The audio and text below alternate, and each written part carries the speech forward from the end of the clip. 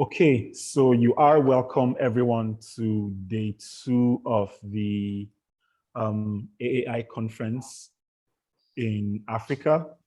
I'm Dr. Sunday Agbonika. I am a veterinary doctor. I hold a CHAIS, that stands for Certificate as a Human Animal Intervention Specialist from Oakland University in Michigan in the United States. And I equally am the founder of Dogalov Human Support Initiative. That's the organization that is powering this entire event. And I'm the convener for the event. There is an entire team behind me that's making all of this to be possible and that's making all of this to flow seamlessly. So, we'll introduce them at the end of the program for today. So thank you all for joining in from different parts of the world, from wherever you are signed up from.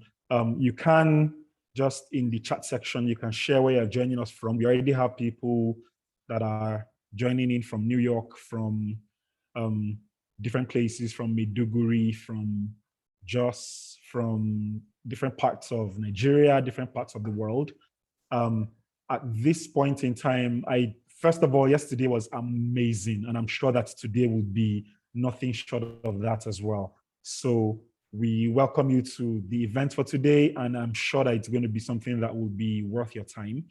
I will at this point just jump straight into inviting our keynote speaker for the event for today, a very senior colleague of mine, Dr. Gani Enahoro, and I'll probably just read his profile immediately. So he established Ganrovet Nigeria Limited and Ganrovet Animal Hospital were in Warri in Delta State in the year 1986. Wow. He's presently the senior advisor for sustainable business for VPPs in Nigeria at the Food and Agricultural Organization of the United Nations.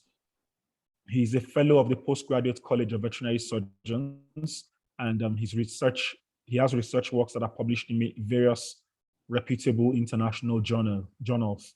He obtained the Doctor of Veterinary Medicine degree from University of Ibadan in 1985 and an MSc from UNN, University of Nigeria and Nsukka, an MBA in, and then he also has a PhD as well from UNN, that's in VIEW, and he has an entrepreneurship certificate from Harvard University as well.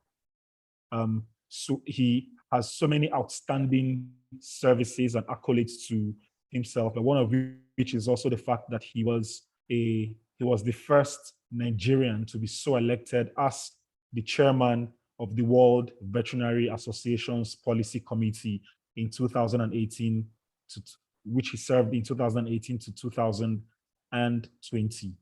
He's currently a member of the governing board for the Veterinary Council of Nigeria, having served from the year 2020 up until 2025, when the tenure for that particular assignment will be over. So please join me, welcome Dr. Gani Enahoro for the keynote speech. Good day, everyone. It's my pleasure to be here today. Can I please share my screen? Yes, please go ahead. Yeah, it's my pleasure to be here. And I congratulate Dogalov for, is my screen on? Yes, we can see it. Okay. I congratulate Dogalov for this second AAI Congress with Africa in Focus. The maiden edition was last year, and it was excellent. Yesterday, we started again the Congress for this year, and oh my God, the resource persons wowed everyone. It was extremely a very, very, very successful outing, and I look forward to having the same team for today.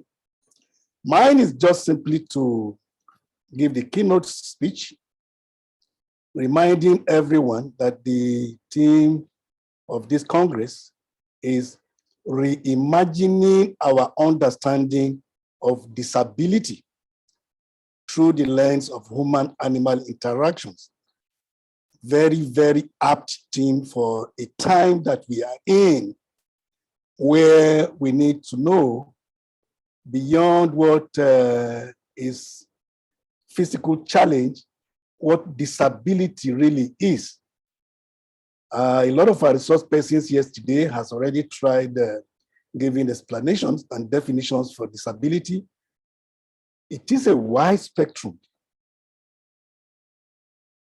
a very wide spectrum.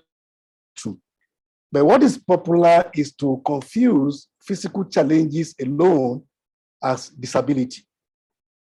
Disability in medical parlance could be from a congenital source, in which case the sufferer could have been born with such lack of conformities with what is regarded as usual, or could be acquired through accidents. Like very few days ago, we read about a Nigerian that was killed in Italy, who was in trying to market his streetwears, went beyond what the killer thought was a boundary. And then the killer had to use the crouch that he was using to beat him to death.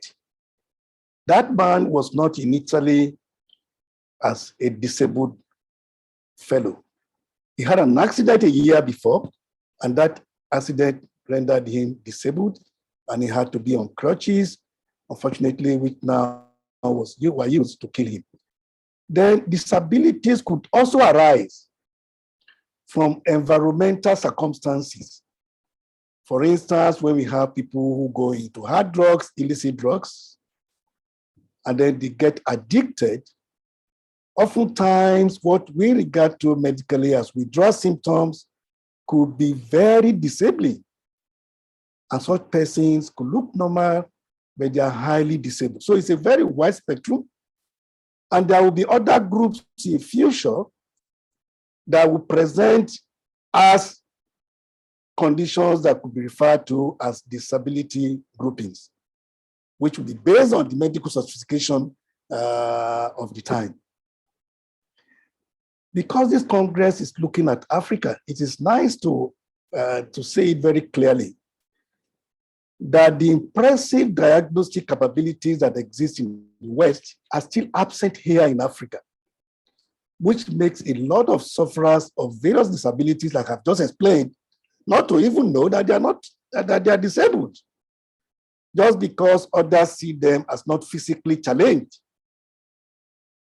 Autism, for instance, the awareness campaign has just recently gained traction in Africa. In the past, they were derogatorily looked down upon just because they do not have, you look at them with a lot of disrespect, but people were not too sure they could know what Down syndrome was, but they really did not know what autism was at that time. But now the campaign is getting higher, and which shows that the medical sophistication is beginning to create such knowledge also in most parts of Africa now. I want to recall the chairman of the Nigerian Drug Law Enforcement Agency, who recently called for psychiatric checks for political office holders. This is in line with the thinking of the team of this Congress today, because he was worried about the number of times the parliamentarians have to go above board, dropping balls and fighting physically at such hallowed chambers. And of course, not in Nigeria alone, there are quite a number of other places too that were recording such things. So he was of the view that political office holders and leaders really need to go through psychiatric checks.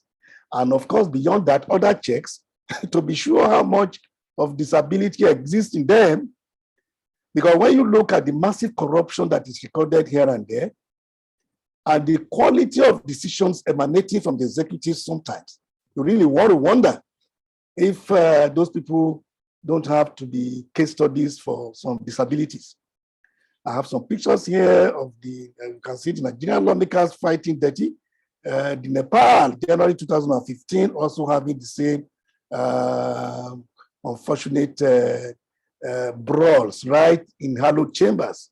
We had February 15, South Africa, where Julio Malema's EFF party, they were thrown out of parliament And in Ukraine, in December, also suffered the same thing when fighting erupted, when their prime minister, Yatsenyuk, was pulled from the podium. And also in Armenia, where parliamentarians had to grapple with themselves and fought like babies, like kids in the villages. So the animal-assisted intervention services are so numerous, and we need to begin to understand through such education that we have in this Congress, what exactly the animals do for us. The services are numerous. Basically, what they do is to offer solution to the needs of those who are disabled. And that requires a lot of tolerance on the part of those who need them, and also in training the animals to also bear with the users, because they offer support system, and then they have to be on the same page. The advice we need to give has to come from the knowledge we obtain from congresses like this, because we are looking at animals that must render assistance. They are the customers to the users. And they could be very, very significant, because in some life and death circumstances, all you need is an animal-assisted intervention to make contact with a medical facility to rescue the user. So, because I'm looking at conditions like diabetic shocks and such other life-threatening conditions that could just require a time to be able to save the user. So we're looking at help, which is the offering of solution that we started with. What I have observed in recent times from my practice over the years is that even in Africa, without the training already done for animals, so yesterday a lot of questions came up about how we might have to be training our dogs to render AI services. Yes, we need to do that. But we have animals by instinct already performing quite a number of AI roles effectively, so that all we need to do is just a little bit of training to get these animals, not necessarily dogs alone, to do much more than they are doing presently. Because we see all of this in our clinics when we have owners lose their dogs or lose their pets. The responses and the reactions they give oftentimes give them out that the animals they keep or they had rendered more than just companionship for them.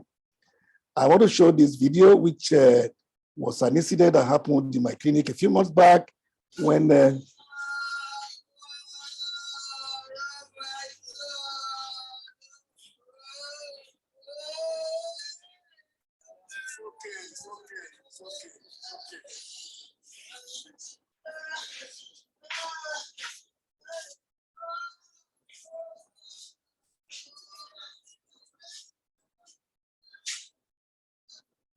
that was a very unfortunate situation where she lost her dog in her clinic, and you could see that the quantum of reactions was much more beyond a dog that was just a companion or a security dog. And when we got to settle her down, what she kept telling us was that we would never know how much that dog had saved her from having to fight with neighbors, of having to misbehave. And that was already a dog that was providing an intervention into a solution, into a sufferer that we ordinarily saw as normal. So when you look at the statistic of what goes around, you discover that about 70% of people don't really, quite a lot, misunderstand what the roles of the AAI is. And that is where these congresses like this are very essential, and we all have the role to make the AAI project work. It's not only in Africa. I had this video too that I saw recently that was trending.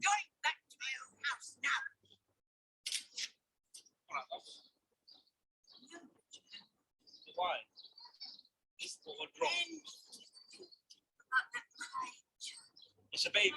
I know it's a baby. It's upsetting my service dog. Yeah. And my service dog is fighting me because there's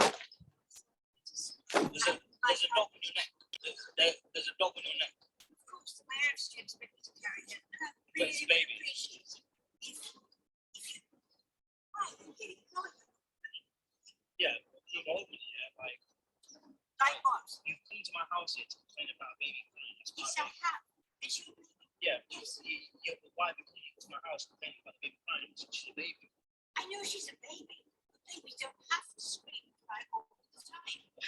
tell her, oh, baby, stop crying. No, it doesn't work like Well, that. how am I It supposed to doesn't tell my dog how you don't need to get nervous because the baby next door is crying? Right, so tell Could you not move her into a room that doesn't adjoin my bedroom? the baby is human.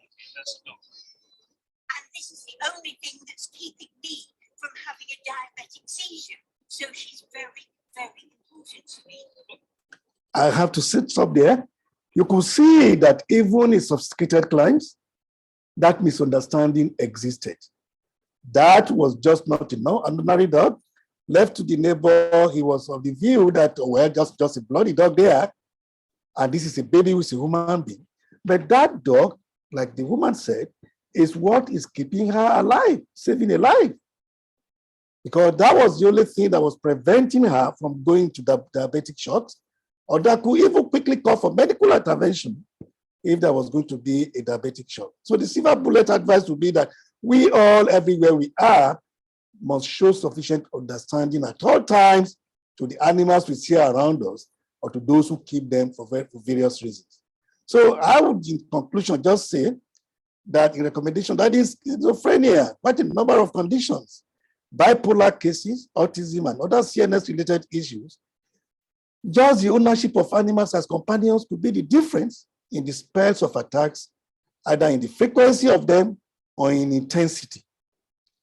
And I know, and I would also want to say, that a lot still exists to be done in Africa, and a lot of us need to offer our facilities, like mine, Gani Hospital is available as a platform of collaboration with partners involving AI experts, medical doctors, dog owners, and veterinarians to be able to advance the causes of AI in the world. Thank you very much. Thank you so much, Dr. Gani Enahoro, for that keynote speech. And that particularly reminded me of something I was just reading earlier today. That was an article that was sent to me by one of my mentors, Dr. Elizabeth Omrod. I think she's here right now as well. And she has done amazing as well. Be one of the people who also did help to raise this in the United Kingdom. And she did send an article, which probably could be sent out later anyway to people, and that talked about having to also sometimes help people to heal from the loss of their animal or even the loss of a service animal, and that being something that we also need to learn and stuff. So thank you so much for that, sir, for that keynote speech. And now we'll be jumping straight into our first speaker for today to talk to us.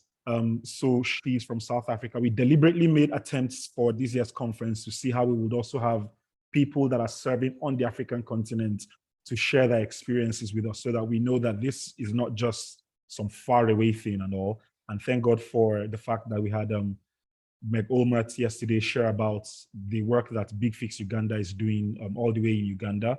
And now our next speaker is from South Africa.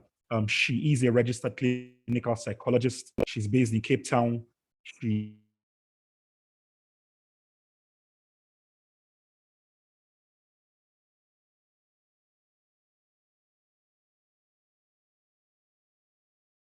mentoring program, of which she has facilitated content relating to animal assisted interventions.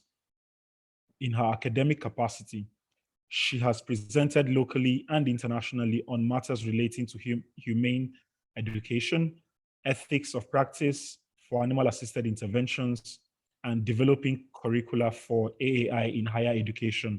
She also supervises and reviews postgraduate research in the area of animal-assisted therapy. She has been a member of the executive committee of Pets as Therapy South Africa for 6 years, and is the current chairperson of the organization. Here to present on Pets as Therapy South Africa, that's to present on the organization, please make welcome Dr. Leigh Adams Tucker. Thank you so much, Sunday.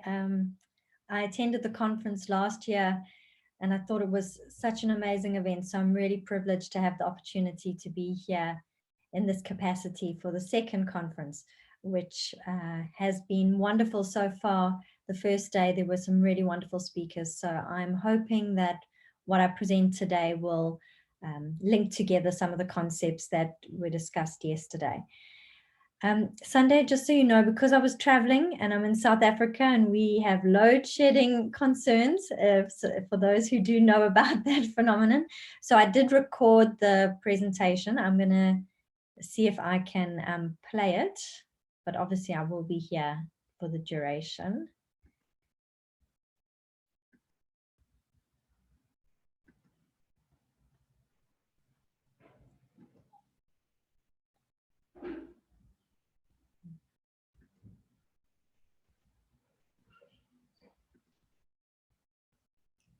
Here are some other.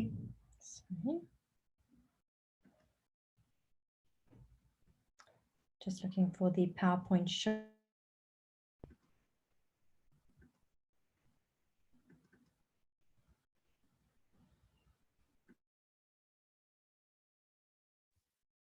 Okay.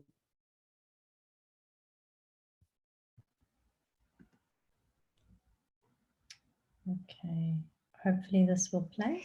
Thank you, Sunday, for the introduction. Yes, my name's Leigh, and I'm presenting here mainly in my capacity as the chairperson of Pets Therapy South Africa. But I'm also here drawing on some of my experiences as a mental health practitioner and also my role in academia, where I work in universities, and we're trying to elevate the discussion about human-animal interaction and engage in more postgraduate research. So it's really wonderful to have this platform to see what's out there and to expose our students to this information. Lastly, on a personal note, my passion and desire in this field is fueled by the relationship I have with my 3 fur children, which are on the screen there, as well as my need as a parent to try and think about healthy and positive human-animal interactions in raising my 2 sons. In summary, there are 3 areas that I hope to cover today. To start, just to reflect a bit on the status of animal-assisted interventions in South Africa and focus more specifically on animal-assisted activities.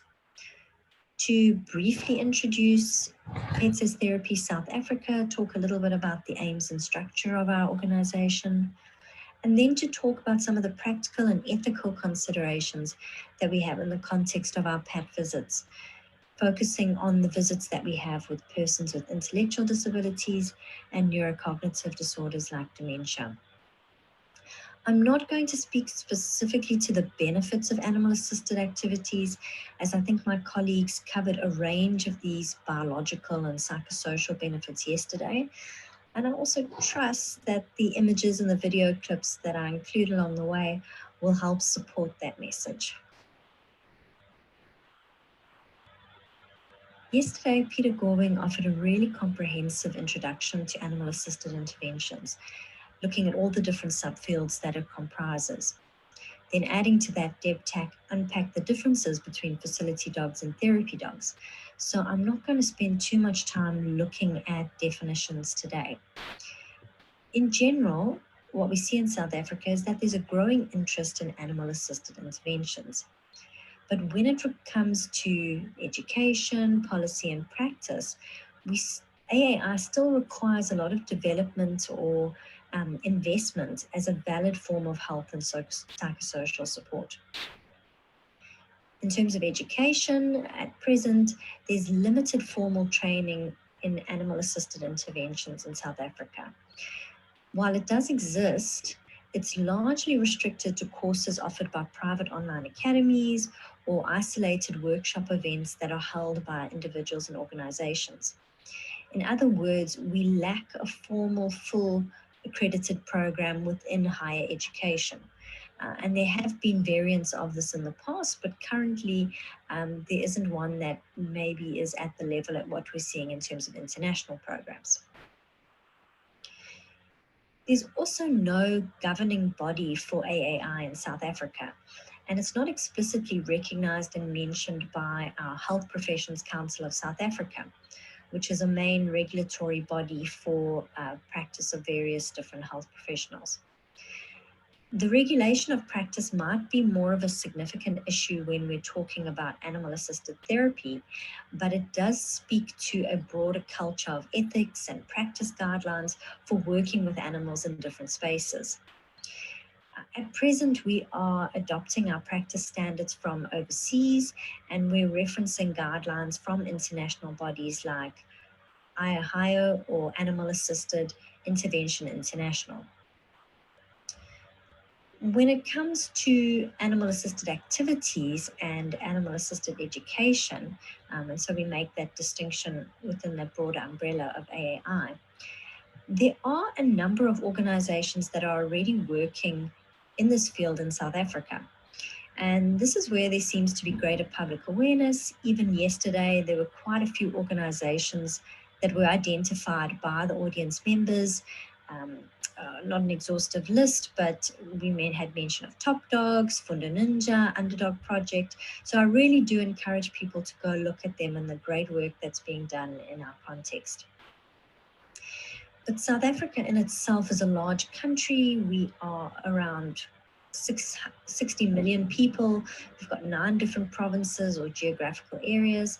So while we do have organizations that can operate at a national level, many of our organizations involved in animal-assisted activities and AAE operate within smaller, more focused community contexts. If we look at PAT, PAT is largely functional in the Western Cape, but we do have satellite branches in other provinces like Polokwane and KwaZulu-Natal. So what I'm going to do, I'm going to spend some time briefly talking about PAT and how we operate. And in doing so, maybe to mention how we differ slightly from other groups that are also involved in AAA or AAE in South Africa. Pets as Therapy South Africa, or otherwise known as PAT, was launched in South Africa in 2001. So we've recently celebrated our 20th anniversary. The founder was Hazel Hill, and she was inspired by the work of Pets as Therapy in the UK and wanted to bring this intervention model to the local context. So we are a registered non-profit organization and community-based organization. And this means that we have a constitution, a governing body, and we need to maintain compliance by holding our annual general meetings, submitting annual reports, and also our audited financials. As I mentioned before, PAT's involved in animal-assisted activities and animal-assisted education. Due to time constraints, I'm going to be focusing more on animal-assisted activities, but just to note that we do offer a separate intervention, which is under the banner of PAT.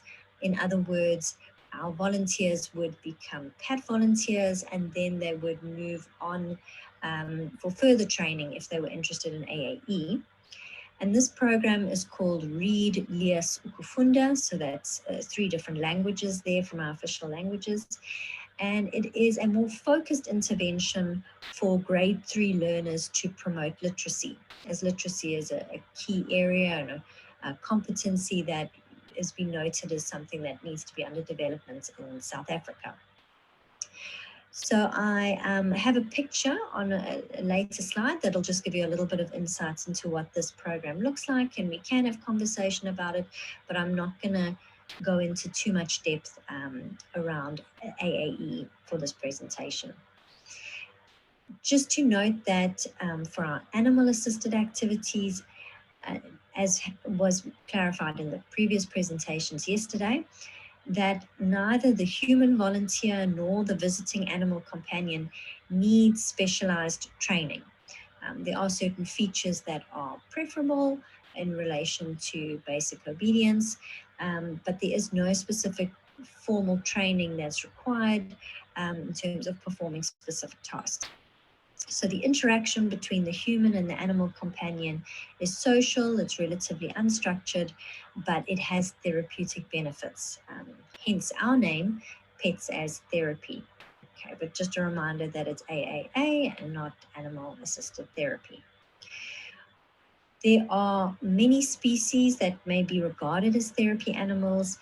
In our case, PAT focuses mainly on dogs, Although we have had a few cats that have visited at sites, one of the barriers that really comes up in finding a suitable cat is that they have to be willing to walk on a harness. And often we find that that's the sticking point, not the other aspects. But there have been cats that have been visiting therapy animals in the past and have done really wonderful work and have been received well at the sites that we visit. Okay, so PAT teams visit across a variety of settings, and I'm going to move on to a slide that just shows some images here. As we can see on the slide, or the picture that's on the slide here, this is Team Carla, and we name our teams after the animal companion. This is Team Carla at a visit, and unfortunately, in this case, Carla passed away in May 2022, so quite recently that she passed and went over the Rainbow Bridge, but we obviously celebrate all our dogs and what they've offered to us. So in this case, Carla is in a facility or residential home for young people with physical disabilities. Some other examples of our facilities that we visit. On the left, we have Team Tracker, and Tracker is visiting at a home for the elderly. We also visit at Frail Cares as well. Then we have Team Roo, and we do visit or work with younger children as well. So this may be in care homes, other residential facilities, baby sanctuaries that we've actually been involved in as well, so shelters for at-risk youth. And then on the far right of the screen, we've got Team Abby, and this is a picture from an on-campus visit with university students. Okay, so in addition to that, we've had children in hospitals receiving intensive medical treatment, visually and hearing impaired children and adults, patients in long-term residential psychiatric care. So there's a realm of context that we are involved in. We have various organizations, I think it's over 130 or 150 that are on our books that have been assessed. Not all of these are active.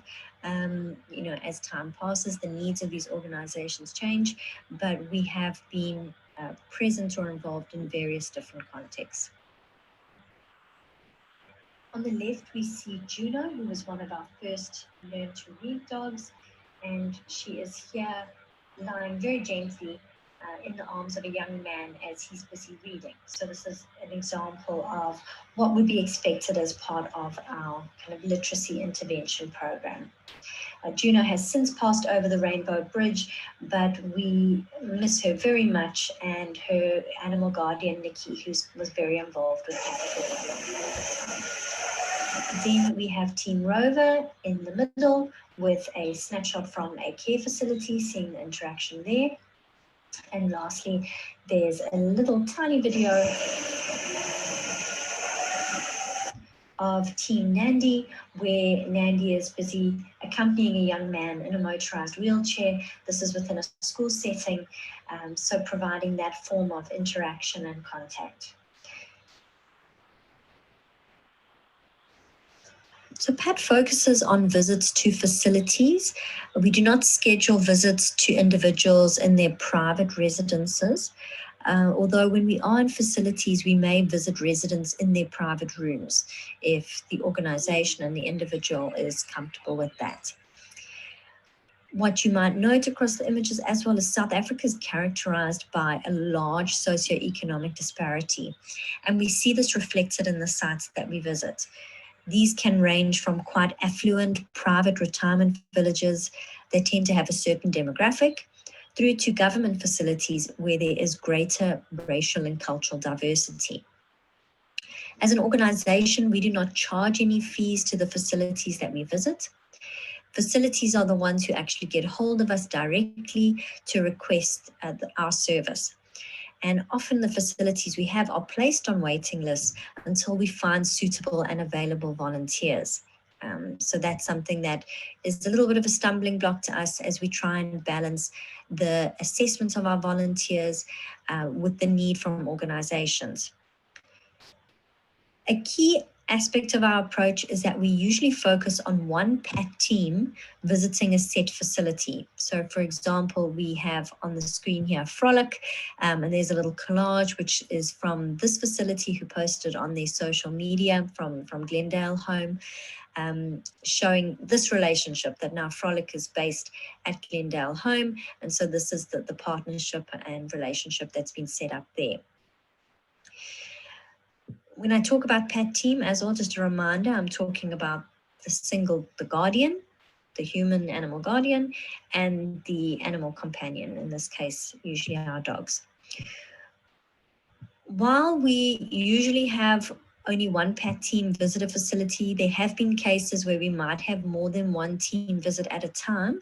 And that would be if we're visiting a facility that's particularly large and would be too tiring and demanding for a single pet team to navigate.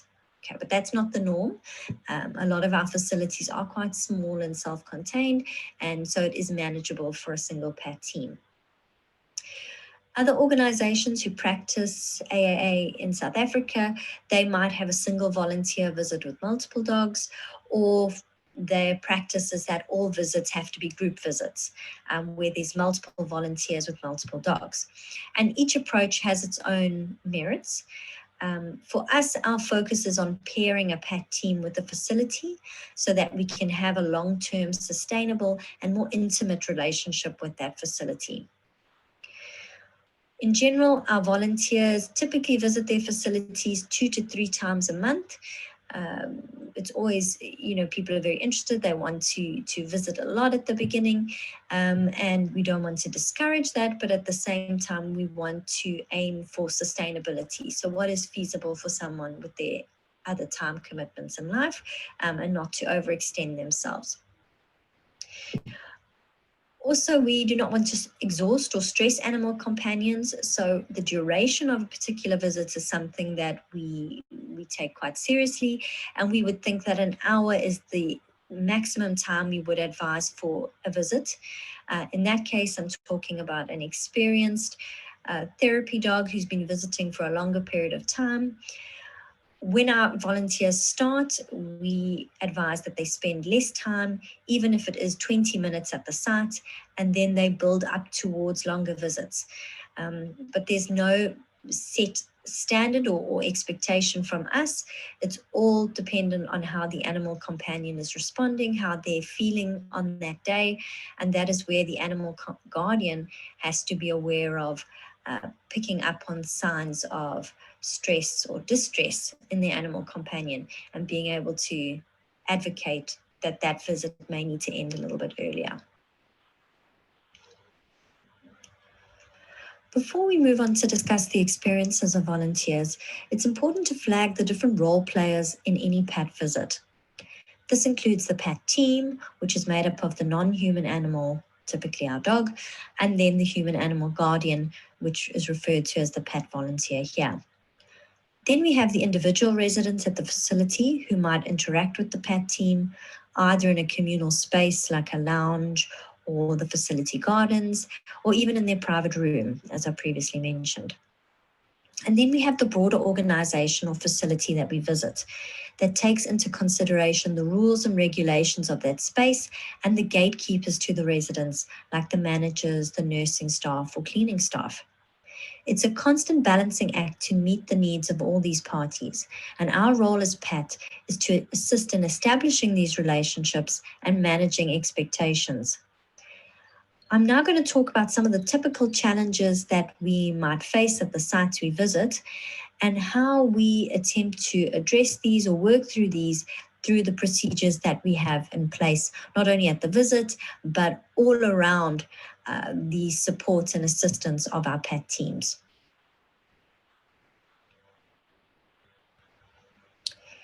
We typically receive requests from the facility for that pet visit, so we automatically have some buy-in.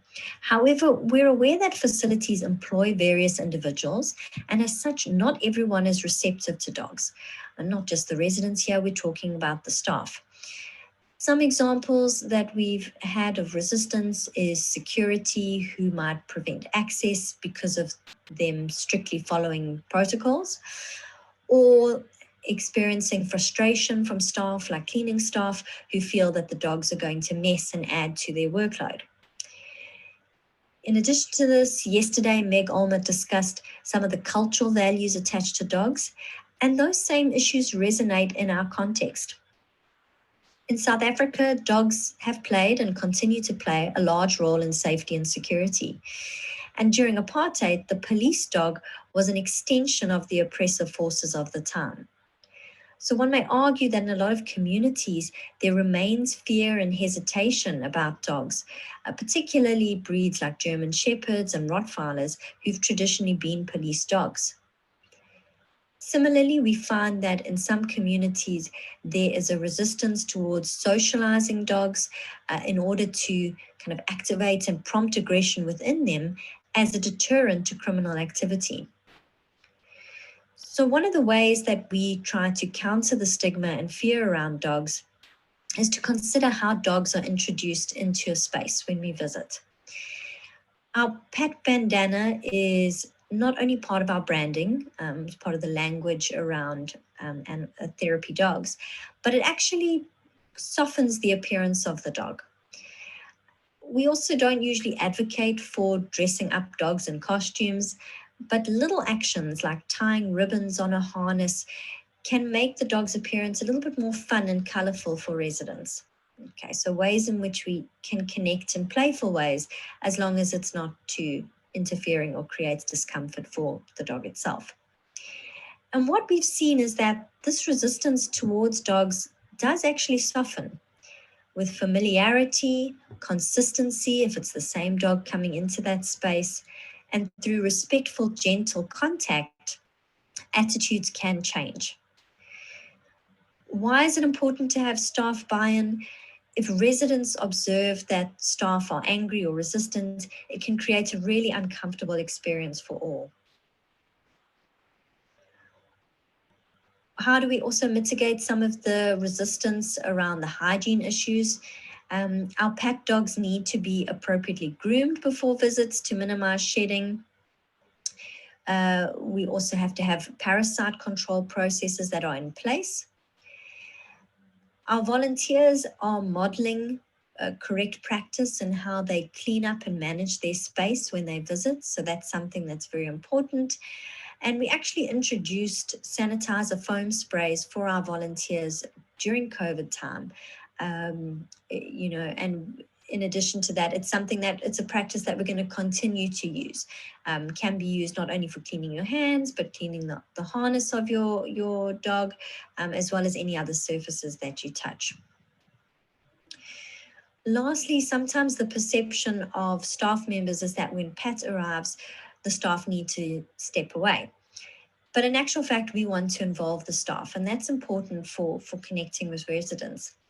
Sometimes we have residents who are frail or their speech impediments, and our staff can help with interpretations of what residents are saying. In group homes for adults with intellectual disabilities, your staff might play a key role in crowd control or kind of managing who has access to the dog at different times so that we can ensure that our PAT team doesn't feel overwhelmed. So therefore, as an organization and eventually as an allocated PAT team, we have to show adequate levels of preparation by firstly ensuring that we've done a full facility check in advance of us moving into the space so that we know who are the gatekeepers, where are the relevant approvals, what is the environment like, and how is it conducive to a particular volunteer. And we need to make regular contact with the facility about when and how visits will take place so that these expectations are managed.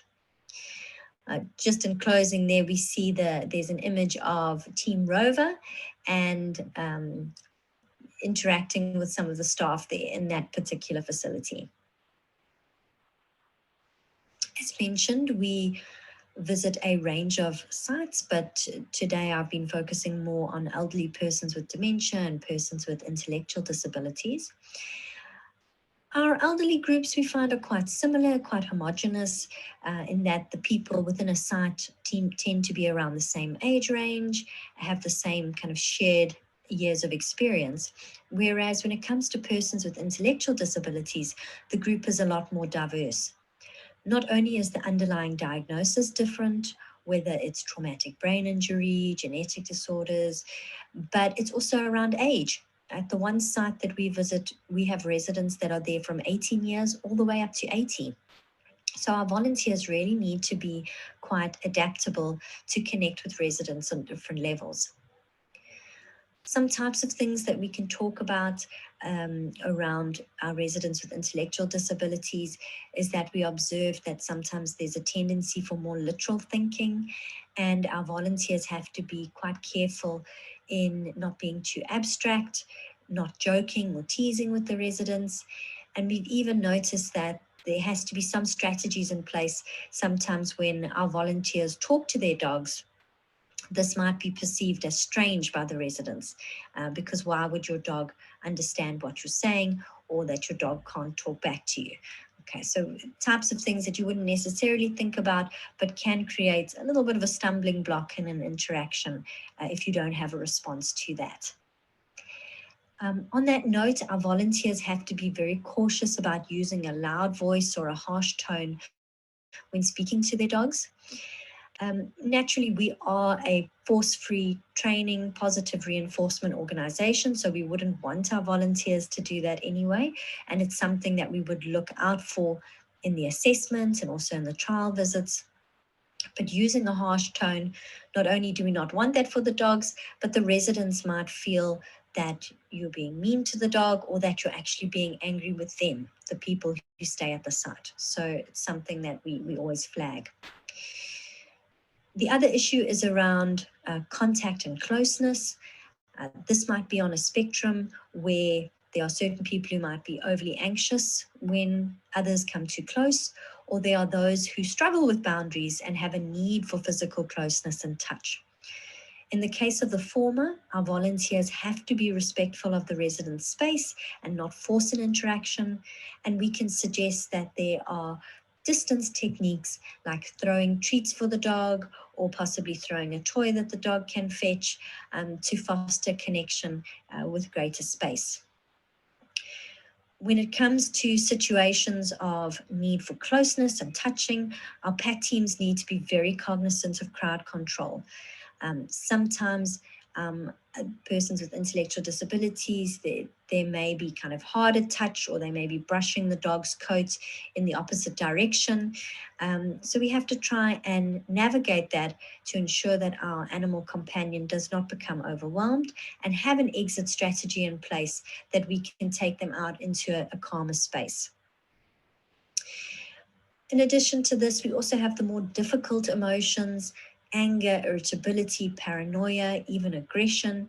And this can be quite disheartening for our volunteers, especially if we've had an interaction and the PAT dog has been invited at the first time, and then the resident denies them access and is not interested in them at all a second time.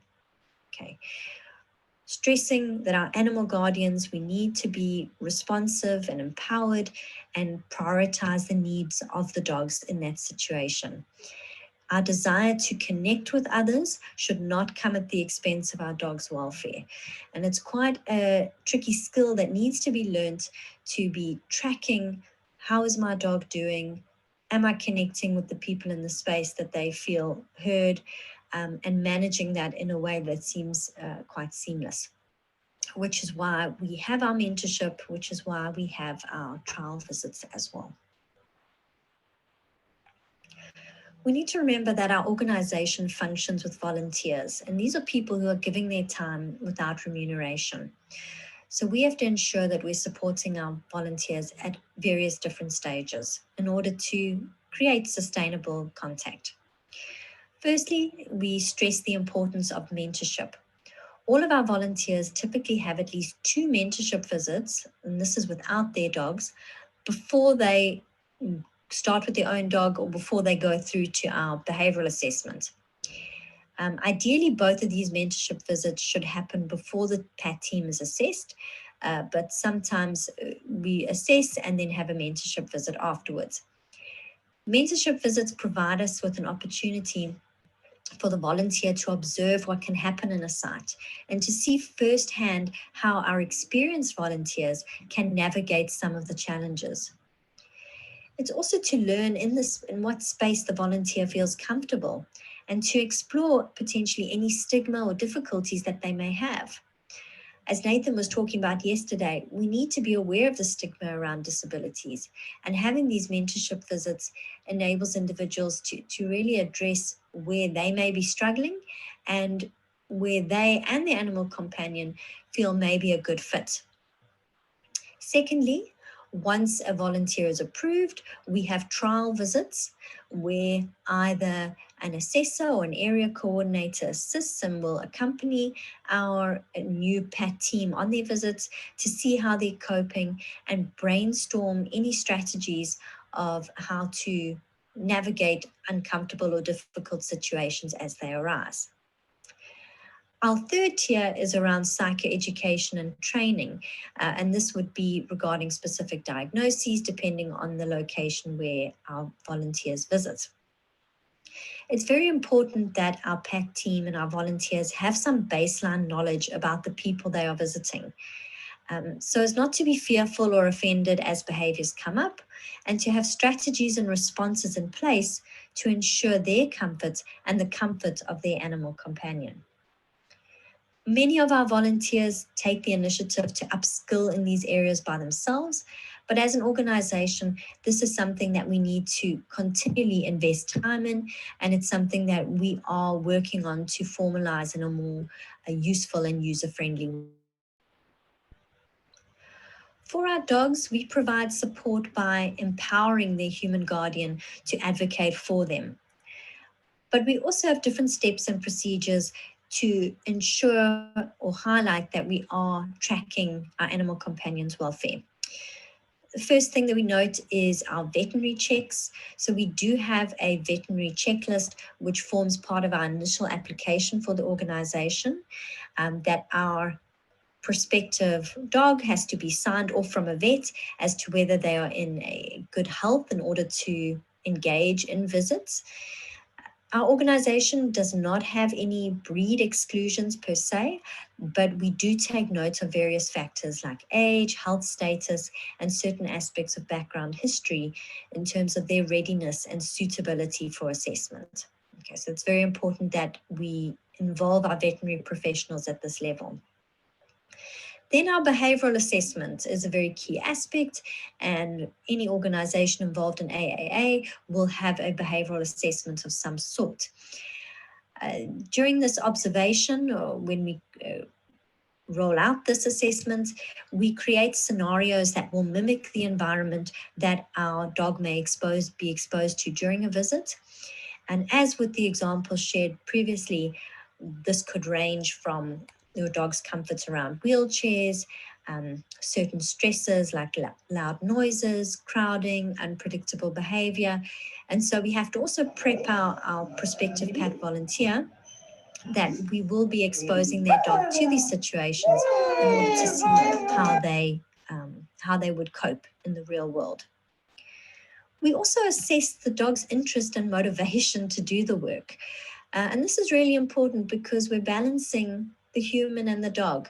And there may be people who feel that this is what they want to do, but at the same time, their dog is actually really not interested. For example, we've had one volunteer who's come in the past and said, upon reflection, they've realized that they enjoy the visits more than their dog. And should they really be visiting? Is it in the best interest for her dog? And to me, that's probably one of the most responsible types of relationship that you can have with your animal companion, that you are attuned and aware of their needs and you're able to separate it from your own. So that's something that we look at. I've just got a little clip here of Team Bailey at their site during a visit where they're doing a few little tricks for the residents.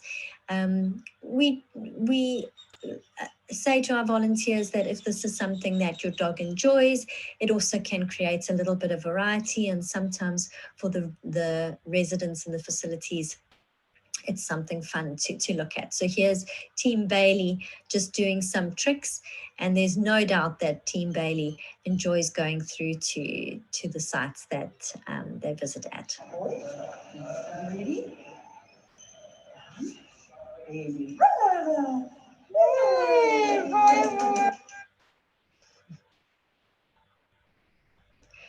In closing, it truly is a privilege for Pat to be involved in this field.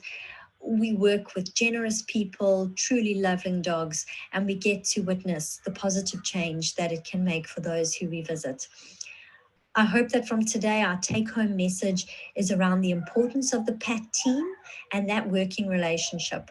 And so our aim is to nurture that PAT team through the mentorship, the assessment, the check-ins, so that we can build and support the relationship between the dog and their guardian.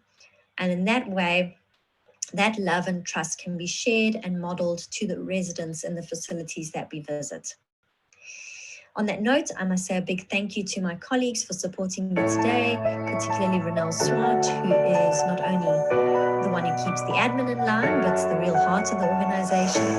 And a big thanks to Dr. Mati van Heerden, who's one of our assessors, and coordinated with me to give a little bit of feedback around thoughts to present for today. I do look forward to your questions and ways that we can discuss further. And I'm just going to leave you with this little video of Spike and Elsa, who are our volunteers in Vermont, and to see them on one of their visits. This was a video that was created by Spestheer Homes. And so that is why they have developed an amazing and I'm just showing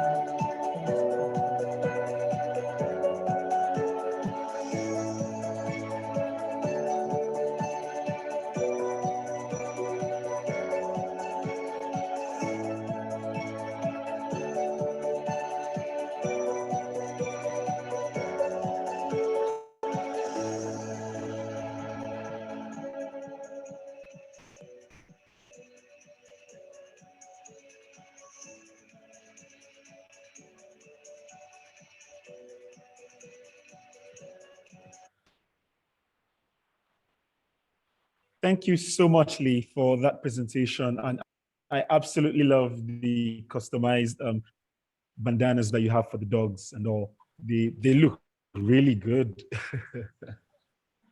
So if you do have any question for her and for the presentation and all, please do remember to just type in the chat box and then we'll get your question across to her. For now, probably to just ask though, what's the selection process for your dogs? Like, what do you select for the dogs that you do incorporate in the program to be able to have them as one of the dogs that would be serving on your team? And is there also like a selection process for the volunteers as well? Thanks, Sunday. So we don't often speak too publicly about all the different elements of the assessment, so that individuals can come in and they're not fully prepped in every regard. If depending on coming in there, there's almost like a cheat sheet. But there are, as I mentioned in the presentation, it's not that there has to be a specific kind of set of training that you've gone through, canine good citizenship, that you've got certain certificates. Basic obedience and responsiveness to the animal guardian is important. Being able to walk on a lead nicely is something that we would be better, rather than reactivity and pulling and barking, which can be quite distressing. Also, we consider temperament, which is one of the factors when we consider age of dog.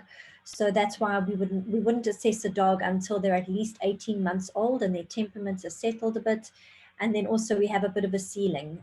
Dogs that are 10 years old, we would be more reluctant to have as a team member because of their ability to kind of be long-term in a site.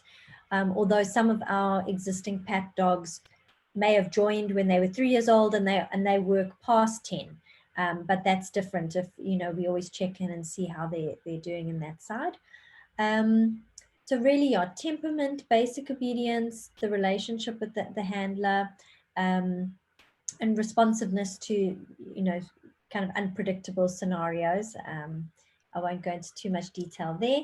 And then for the guardian themselves, really it's more around the relationship that they have with the dog.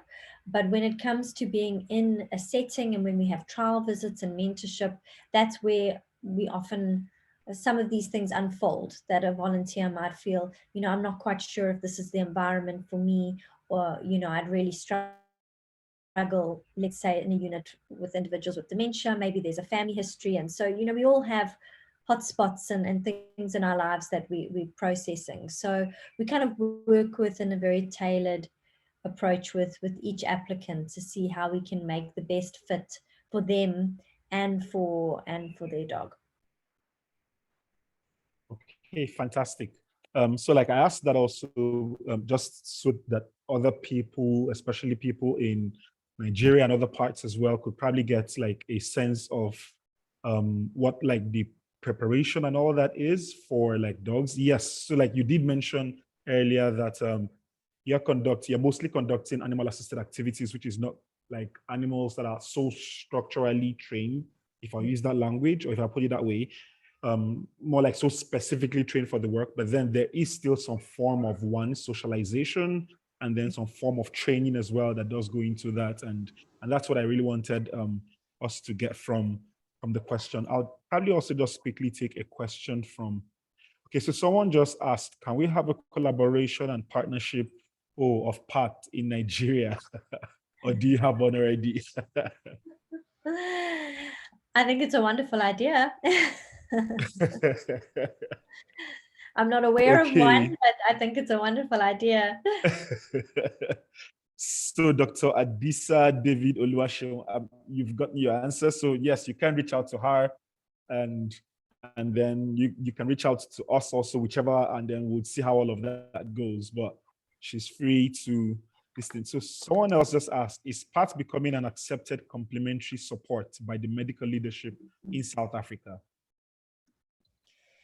It's a good question. I think there's still an aspect that it's very novel and it's a bit of a privilege. So I won't say that we've broken ground on that side. I think that there are other methodologies that maybe hold a bit more weight. Even for me in academia, you know, trying to talk about this subject, it's seen as a little bit alternative, a bit too alternative when it comes to funding and where the emphasis should be. But maybe the tide is turning. And I think conferences like this are really helpful to support that and elevate it. Okay, thank you so much. So I do understand how that could be like in an African setting and all, especially with the fact that, like you just said earlier, there isn't so much structured. There's not like, we don't have a structured environment just yet for animal assisted therapy. For like, we don't have a body that already does regulate everything we do and all of that put together. And then with some of the government these things, you are struggling to be able to break through to the government as well. I'll also want to just quickly take a question from the pre-conference, these things that were sent in. So like, someone was asking, how can this be adopted to a school program? I probably just want to add that, especially because of like the reading program that you already do. So that's why I'm chipping that in. So more like, how can this be adopted to a school program in like your setting now, for example? So we do visit at schools where we have therapeutic visits where we will come in and the students will interact. Working with children is we have to really find special dogs that can kind of take that intensity, the energy that comes with young people, the demands that are there. So it's a lot of people want to work in schools. They want their dogs to go through into that environment, but we do take it very seriously in terms of mitigating any risks and making sure that everyone is safe. So that would be just an animal-assisted activity where there's an interaction, providing support, and we do that in different levels of education. So just like with universities, we could also roll it out in secondary schools and also in primary schools. The animal-assisted education is a lot more structured. So that's where it's kind of built into a plan within a day that our PAT team would come in, and certain students would be selected if there are concerns regarding delays in reading, or there has been diagnosed reading disorders. And then it would be a supplement to the other interventions that are happening for their reading skills, whether that's also in occupational therapy or speech and language therapy, that they would have this opportunity to spend time with the dog. And while they are reading, it's based on the concept of a non-judgmental presence.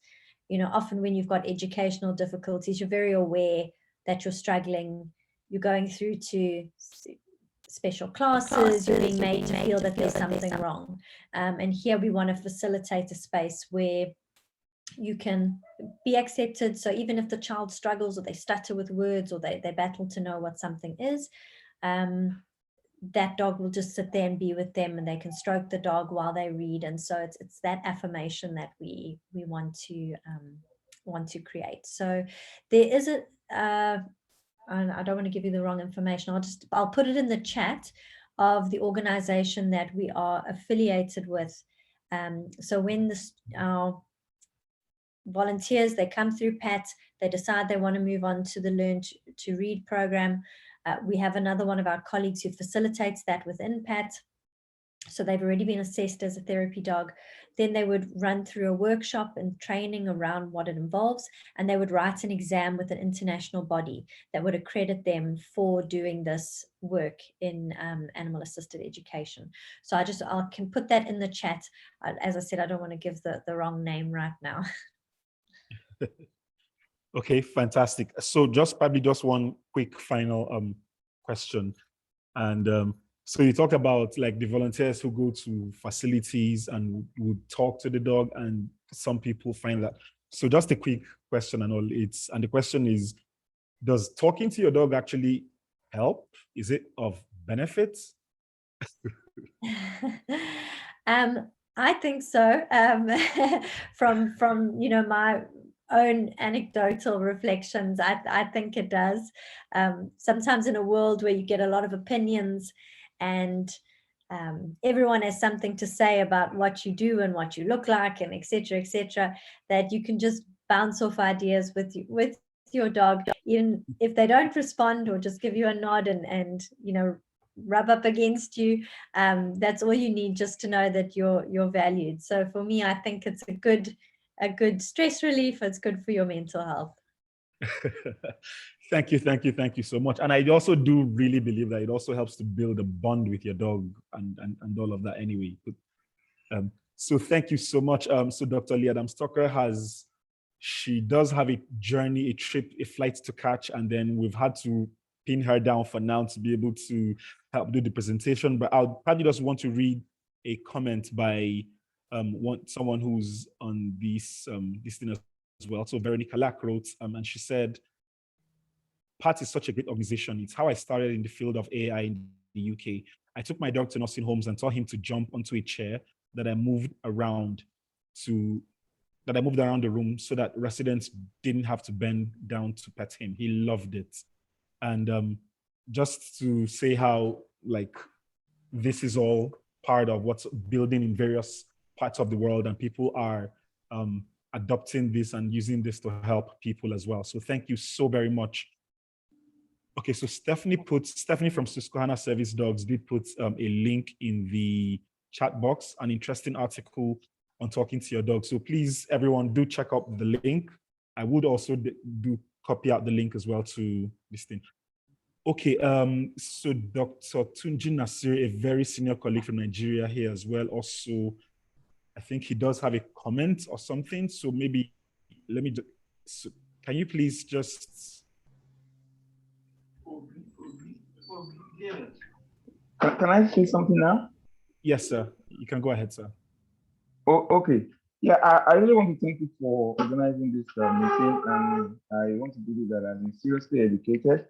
in the last 1 hour or so. I missed one of yesterday, but the one I've had today set me to think about the situation currently in my own climate, which is Nigeria, about animal-assisted intervention, which I think it's I would say it's in its primordial state, because I do not see it as a serious phenomenon in the country now. And I'm just wondering how we can be elevated to what is happening in South Africa and in other parts of the world, considering this animal-assisted intervention. I don't know what you are doing or what your organization will do in terms of influence on curriculum development, even from the basic school level, because I know that our lecturers will have mentioned this to us, but it's not something that is really, as a matter of fact, being taught or being elevated to a level that conversations can be held, and then we can start to sort of escalate this so that society will benefit from it. So that is my worry. That is seriously worry. I don't want it to just be like we're just talking about it theoretically and it's not being practically escalated to our consciousness, so to say. So I will be very much interested, just like Dr. Enahoro said when he was delivering his keynote speech, I will be very much interested in making sure that this is taught, and this is also the generality of veterinarians in Nigeria, for example, who have serious conversations about this. Like, for example, we are meeting in Ibadan very soon. Are we able to talk about it? Are you able to come to influence some of the things that we're going to do in Ibadan to let people even know that our people can still benefit of this? We also have a lot of disabled people. We have diabetic people. We have autistic people. We have Down syndrome everywhere. But how are we able to use the resources of animals to help this set of people? That is just my concern. I'm just like thinking that are we even there? So that's my contribution. Okay, thank you so very much, sir. Leigh, do you have any quick things to talk about, especially like curriculum building, your own experience with curriculum building? Then I'll probably add a little bit to that before we bring up the next speaker, because we are a bit behind time. Yeah, thanks, Sunday. It definitely is a challenge, getting the buy-in from different parties, and even, speaking from my context, curricula doesn't happen overnight. You have to propose something, and it takes about 2 or 3 years until a module is approved. So I think there's there needs to be a build-up of whoever is leading the charge, that there's evidence that there's been conferences and papers and research that will support you and kind of build up your credibility before you even get to the developing curricula stage. And that's just from my observations. Yes, it's happening very successfully overseas, so there is a model to work from, and we really, I think, do also need to engage with what's happening internationally to talk around what has worked there. So for me, it's a conversation that I would like to have, would like to continue to have, especially with individuals attending the conference, the speakers, to help us, because it's something that we could do more of and be better at. Okay, thank you so much for that comment. And so Dr. Tunji Nasiri, I'll call you, or I'll get in touch after the call, and then we can continue the conversation. But maybe just to quickly add a little to what Leigh has said. So for us as an organization, Dogalov is part of what we are working on. Like I mentioned earlier, I currently do have a CHAIS, a certificate as a human animal intervention specialist from Oakland University in the US. And we've been doing this already in Nigeria since 2018, practically now. And we've been working with special needs children in Abuja. So, and we already do have centers in Abuja that we work with. We've seen this to be of great benefit practically, not just theoretically and all of that now. So it's not like we're just hearing about this and just sharing, but then it's something that we've seen at work and everything.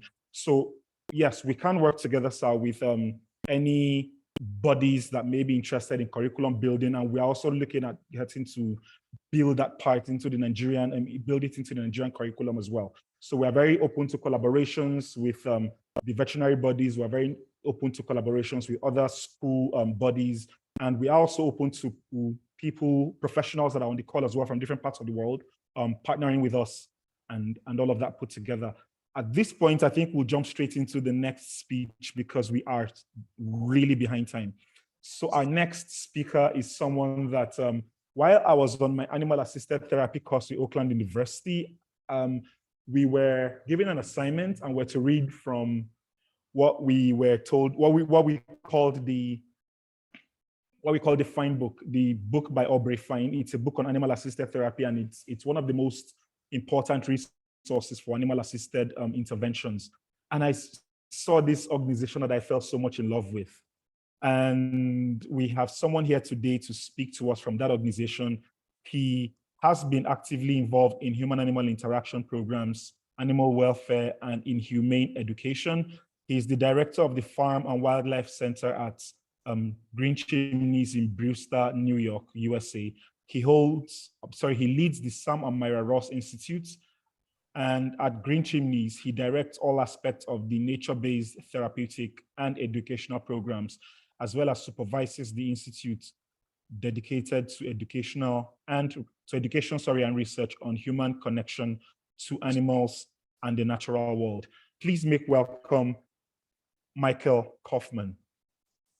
Thank you. Thank you, Dr. Sunday Agbonika. It is a pleasure to be here with all of you.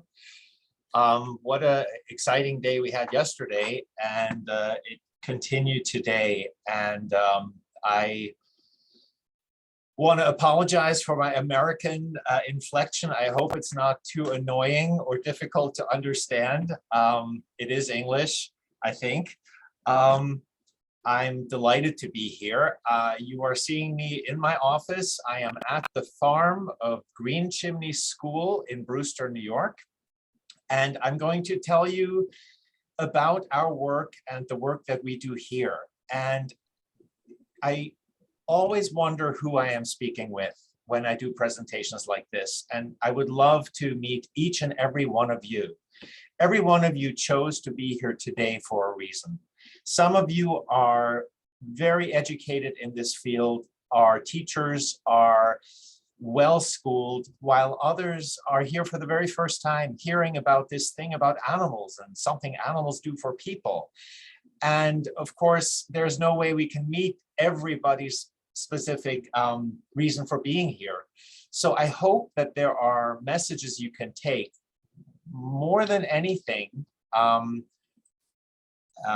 frozen. Okay, hang on. More than anything, I want to invite new people into this field, individuals who've never really worked in human-animal interaction. And the story I'm about to tell you, Green Chimneys, began with a person who did not know anything about this work, but knew he had a dream. The gentleman who is holding the miniature horse is Dr. Samuel Ross. Dr. Ross was our founder. And when he was 19 years old, in 1947, he had this idea of creating a school where children would be surrounded by animals and where they would learn about animals and build relationships with animals. One of his first teachers was a woman named Myra. That's the lady next to him. He married her. And together, Dr. and Mrs. Ross were the directors of Green Chimneys up until 5 years ago, when both of them passed away within 1 year of each other. Dr. Ross in the early years was seen as a kook, as a little bit of a freak. People laughed at him. That's that school with the animals. Nobody really understood it because at the time in 1947, there was no field of human-animal interaction. There was no animal-assisted therapy. Dr. and Mrs. Ross became part of a founding generation of Europeans, Americans, Japanese, who began to build this idea that animals could help people in healthcare settings, in education. And to this day, 75 years, Green Chimneys has stayed true to the vision of Dr. Ross to continue to integrate animals into the work we do with the students that are here. So we are an educational setting. Here is our mission. We help young people to maximize their potential by providing residential, educational, clinical, and recreational services in a safe and supportive environment that nurtures connections with their families, the community, and of course, the two red words, animals and nature. That is what makes us unique, that this idea of involving animals with the students, nature with the students, is baked into our very core of what we do. The bottom picture left is from 1947, maybe a little bit later. Notice the children interacting with the goat. Notice their facial gestures. The picture on the right is from 2 years ago. Notice the facial gestures. Notice the interaction with the animal. There's a mechanism at work that is beyond time and that carries through and continues to be real today. So very briefly, the picture above is our campus. That is Green Chimneys. Right here, this little building where the arrow is, that's where I'm sitting right now. That is my office. Over here, this is the farm. Here are the school buildings, our clinical buildings, dining hall, residential units. We have 200 students in our main population. Half of them are residents who board with us. The other half come in the morning and go home in the afternoon. The students go to school, so there's an academic side of it, but the reason they come to us is because they require psychiatric treatment. You will also see we have some additional programs, summer camp, nursery school, some community-based services, but I won't go into the details of that. Because what really matters are those 200 children. They are ages 5 to 18. The majority are boys, and the common challenges that bring them to us is this list. Emotionally fragile, easily upset, they have anxiety, they are oppositional, school avoidant, developmentally delayed, and so on. Nathan Selov yesterday spoke a lot about autism spectrum and what it is like to be a child on the autism spectrum, being in a public school. We have a large number of students who come to us with that diagnosis. We have some children who were adopted into families from foreign countries, from China, from Russia, and have attachment issues in their adoptive families. What makes our students unique is that they all have families that care about them. Their parents are very concerned, but their parents are unable to manage the psychiatric conditions the students have. As a result, the schools are also unable to manage those children in the public schools. So the public school, together with the family, decides to ask if the student could come to Green Chimneys and if we could accept the student into our care. On average, students come here 3.5 years, so this is not intended to be a long-term treatment. If a student is 7 years old when they come here, chances are by 11 or 12, they will be back in their community much improved. What's important to realize that many of these conditions and the psychological, psychiatric conditions cannot be cured. But the goal of our program is not to cure people. It is to help each person become the best person they can be with the gifts that they have.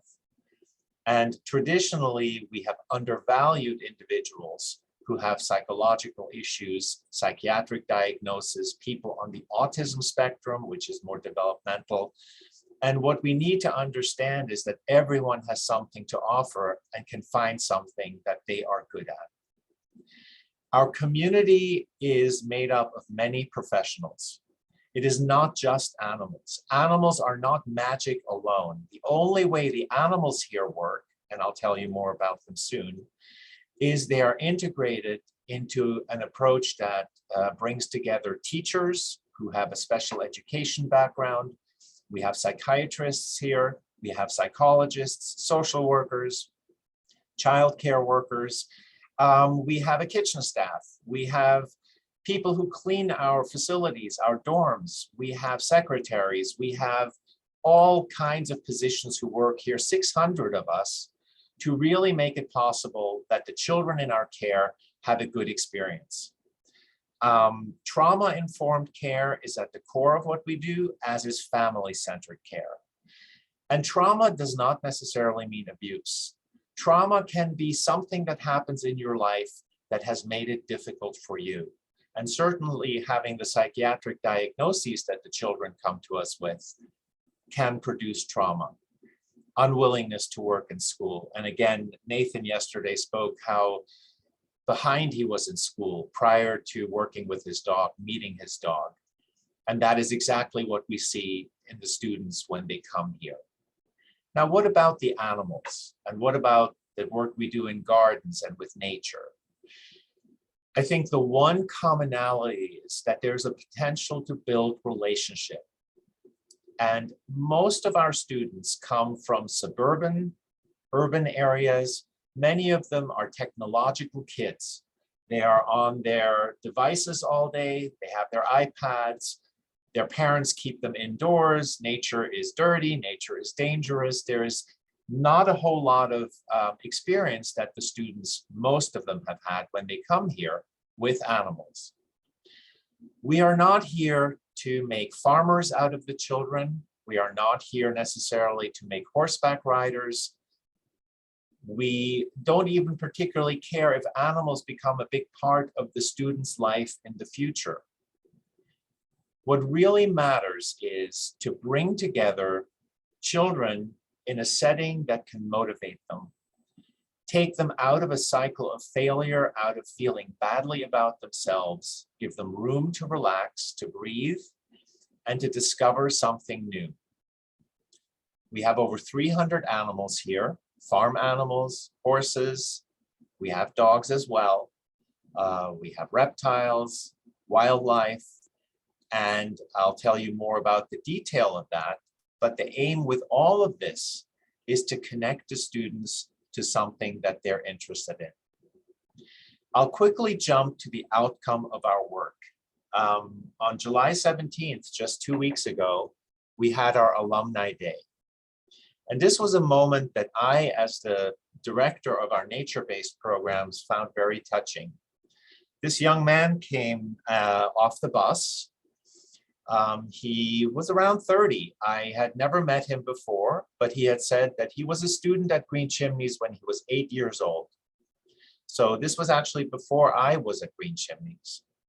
And he told me about living in Brooklyn, New York, which is a very trendy area. He is involved in the arts and has become very successful, but he really thought fondly of his time at Green Chimneys. And we had some animals to greet the returning alumni. And he saw this sheep and he immediately sat on the bench, leaned into the sheep, gave it a big hug. And the joy on his face was really indescribable. And he then talked about what Green Chimneys had meant to him as a child, how troubled he was in school, how he really did not know where his life would go, and that the years he spent at Green Chimneys, working with the animals, with the staff, really made a profound difference. And research is important, and data is important in this work. We cannot rely on anecdotes alone. But when you look at that face, when you look at that man, and when you listen to him, you can see the child he was, and you can see the difference that the work we do made to him. It was a really meaningful moment. Now, I can't describe everything in great detail, how we split the animal programs. We have a wildlife center where we rehabilitate hawks, eagles, owls, animals that brought to us from the community. The goal is to make them better and to release them back into the wild. If we can't release them back into the wild, some of them live with us permanently. The students help us do that. It is counterintuitive to have children who have behavioral issues, who are emotionally fragile, working with eagles or working with owls who potentially can harm you. But because the students are motivated and because the staff is knowledgeable, they in turn rise to the challenge. It's like Nathan said yesterday, when he realized that his dog became anxious, It made him regulate himself more. We see that all the time. We have dogs that come with our staff to campus, and we've talked a lot about how dogs can impact people. Farm animals, we have sheep, goats, cows, pigs, you name the farm animal, we have it. Farm animals are seen in many different ways. You know, some people see them as products, things we eat, things we get eggs from. Very few people really think of farm animals as companions. The choice we have made here is to not have a production farm. So none of our farm animals are here for a purpose other than to be companion animals. The equine program is both a riding program, and the children learn about horse behavior, about recognizing how horses communicate, learning how to give good signals, clear signals to a horse. In the gardens, it is about the growing season, learning about how a seed turns into a plant, how a plant grows into a fruit, and how the fruit is something we can enjoy. I won't talk much about the garden today, but it's a big part of our program because animals are not the only way to motivate children. There's a lot of different ways, in nature especially. We have a lot of other areas embedded with animals. We have an aviary in our school administrative building, fish tanks in the different residences. And of course, the outdoor environment is very important too. The animals that we have, 300, they're not all certified therapy animals. There are definitely places and reasons why you would want a certified therapy dog, or if it's a service animal, why the dog has to have a certain level of training. In our program, because we have so many different species, what we do is we evaluate individual animals for their aptitude to be here. And aptitude means that the animal actually enjoys being around children, tolerates the children, the high energy that they bring. And Leigh Adams Tucker mentioned that children can be very energetic. So my department, which encompasses 30 people who are specialists with animals, we must always be very aware that the animals continue to have a good quality of life, that the students are benefiting from the program, and that we keep it safe for everyone. Animal-assisted activities, animal-assisted therapy, there is the potential for risk. An animal can hurt a client, or a client can hurt an animal. So supervision is absolutely key. And understanding both the client, their profile and their need, and also understanding the animal is critical, regardless where you do this kind of work. So the bottom quote is very important to us here, that building a relationship is about respecting the animal for who they are, not just what we need from them, because the animal needs to benefit as well in some way. Different animals, different ways of interacting. You would not interact the same way with a dog as you would interact with a hawk or a llama or a horse. The animals set their rules based on who they are as a species and as an individual, and we need to respect that and we need to abide by that. So very quickly, just for those of you who are new to this, to maybe make it a little bit more graphic, what are the benefits? Okay, I get it. So kids are together with animals, but what happens? So 3 realms can be impacted. The blue circle is actual therapy with animals. The yellow is educational interactions with animals. And the gray is activities. And again, Leigh, you talked wonderfully about animal-assisted activities that are beneficial, that give motivation, that increase cooperation. The blue circle, what elevates an interaction with an animal to therapy is a therapist, someone who is credentialed and licensed to either be a physical therapist, a mental health therapist. If they work with the client and incorporate the animal, then the outer circle of improving depression, improving substance use, self-esteem, that can happen. But again, it's only a therapy if there is a therapist. On the educational side, look at the outer circle, leadership, empathy, improved memory. That can happen if animals are involved in educational type interactions.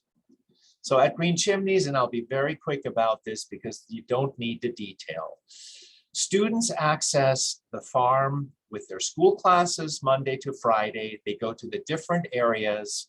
They can have jobs helping us take care of the animals, cleaning the stalls, grooming animals, doing medical treatments. The animals are here for the students because of the students. We do have therapists, social workers, occupational therapy, speech that integrates the animals into their clinical work. And of course, we have recreational programming in the evening that offer more opportunity for the children to interact with the animals. No child is forced to do this. The interest has to come from the child. We do introduce them to the animals and insist that they at least try some of the interaction. But if they don't really enjoy this work, then they don't have to do it. But I can tell you, out of 200 students, we have over 150 who volunteer for more time working with the animals. Some of the benefits that we see in the individual students go around what we call the 5 traits of positive youth development. This is a educational principle and educational theory that has been researched, and that the outcome of programs hopefully are confidence building, competence enhancement, caring, character, and connection. And that those are the 5 realms that really strengthen a child. And if a school program, if an educational program can tap into these, and as their outcome can demonstrate some of this, that is how we measure success. So it is not just academic learning and testing for math scores that defines success of an educational program, but really it is the person that comes out with the skills and the strengths that they have. Oh dear, my PowerPoint is stuck. All right, there we go. So here are just some pictures of what I've been talking about. On the right, you see one of our students handling an owl that was rehabilitated at Green Chimneys. Unfortunately, we could not release it back into the wild, and it ended up living with us, and it is now an educational partner. It's an ambassador of its species, and I encourage many of you to consider wildlife rehabilitation and working with wildlife on the community level as being a potential for animal-assisted interventions. It doesn't always just need to be dogs, or it doesn't always need to be companion animals. I put the picture of the garden up top. That is a very happy student leaving the garden with vegetables that he picked. In our country, many students no longer know where food comes from. So for them, that's a really important lesson too. And of course, on the bottom, there's a photo of one of our campus dogs. Miss Vivian is the lady in the sunglasses. This is her dog that she adopted from an animal shelter. He comes to work with her and accompanies her throughout the day. Another picture of a young student with a kestrel hawk. That is a very small hawk species. On the bottom, you see a student interacting with a miniature horse. And just notice the respectfulness of approaching the horse, and the horse paying attention to the young man, not being entirely sure, is he friendly, is he not? On the bottom, that's one of our camels. We have 2 Bactrian camels and a dromedary, and we find the camels very effective working with the children. One reason they have a bad reputation: people think camels are mean, they're nasty, they spit, they bite, they kick, and they do, especially when they haven't been treated very nicely. When they're socialized and worked with, they become very amenable partners. The picture on the upper right is very important. I want to point out David, who is the gentleman in the green shirt. He is one of our animal caretakers. He's a wildlife rehabilitator. And what we find in our program is that motivated, dynamic staff that really appreciate and love what they do can pass on that love to students. Their excitement, their sincerity in this work, their motivation and excitement about helping animals translates to the students, and the students pick it up and they model it and they absorb some of the ethic. What also happens in our program is learning about life and death. For a lot of children, death is a very abstract concept. If you didn't grow up surrounded by death, which in Uganda, in the war zone, unfortunately, seems to be a daily reality. And that was really something that made a big impact on me yesterday, listening to that segment. For our students, most of the time, seeing one of our animals die, watching it get old is one of the first times they experience that. And then we help them process that and come to terms with it. We try to do the best for the animal, but if we medically can no longer help the animal, then euthanasia often is the kindest way to go. And we don't make a secret of it. We explain it to the children as best as we can, depending if the child is 6 years old or if the child is 18. Obviously, we use different language. And on the right is a ritual that we have started, especially for animals that are very well known, a horse or a llama or a dog. We put up a table in the area where that animal lived in the stall. And on that table, we have pictures of the animal doing his work with the children, maybe their grooming box, maybe something else that reminds us of the animal. We decorate it with flowers. And then the students throughout the day come out of the school and they can write notes to the animal. They can pray in the stall. They can cry in the stall. They can laugh. They can ignore the stall. Nobody has to do anything. It's whatever you feel like or don't feel like doing. And after 3 or 4 days of this, the stall is cleaned up. The table is taken down. We put in new shavings and it gets ready for the next animal, and life goes on. So having a healthy relationship with life and death is something else a program like ours can teach. You heard about the Sam and Myra Ross Institute. It goes back to the crazy man with the crazy idea of animals. Well, what has happened is the world has caught on. There are different programs throughout the world. Some of you are very familiar with them. We heard about them yesterday morning in some of the presentations. Dr. Gorbing mentioned IAHIO, the International Association of Human-Animal Interaction Organizations. There's a 50-year-old German Therapeutic Riding Association. There's a Japanese Animal Assisted Therapy Association, et cetera, et cetera, et cetera. We enjoy working and learning from everyone because the one thing at Green Chimneys, we continue to refine what we do, get better at what we do, and learn from others.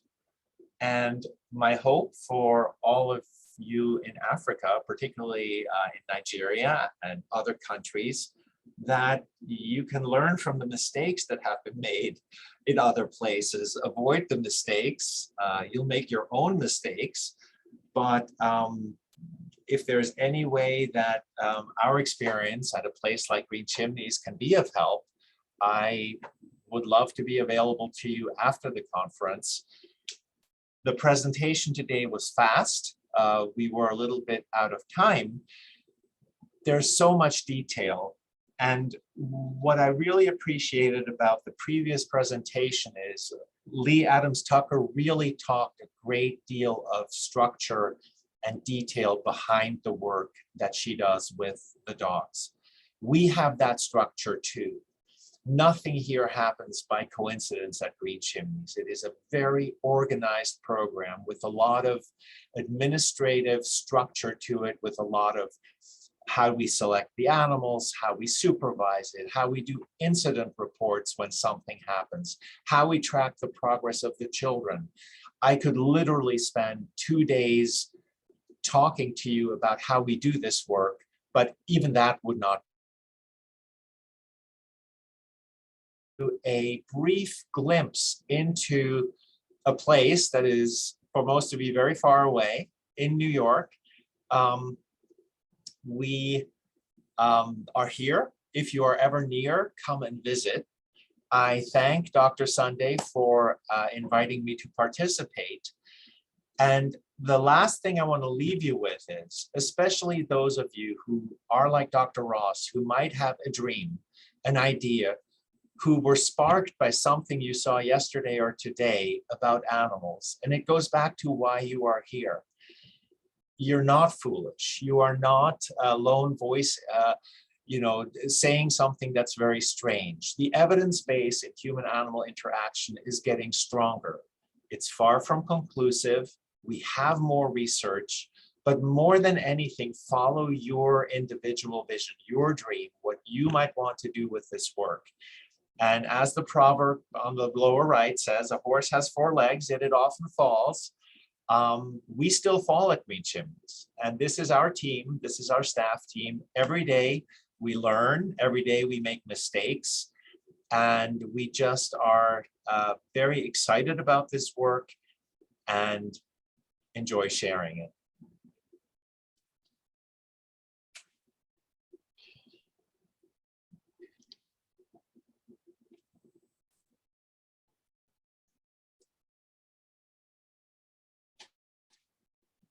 Back to you, Sunday.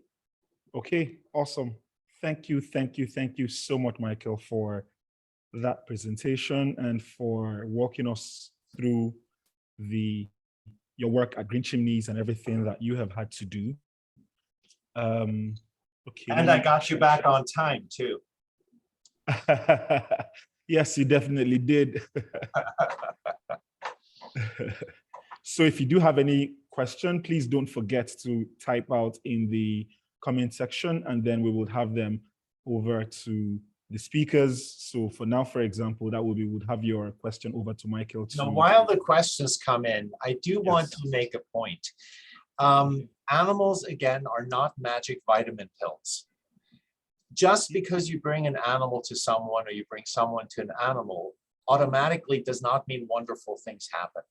It really depends on the facilitation of the adult who has a vision for working with children or with seniors or whoever you work, an animal that has the capacity to bring something into the relationship and to really monitor it and to have some goals and to have some idea of what you would want to have happen.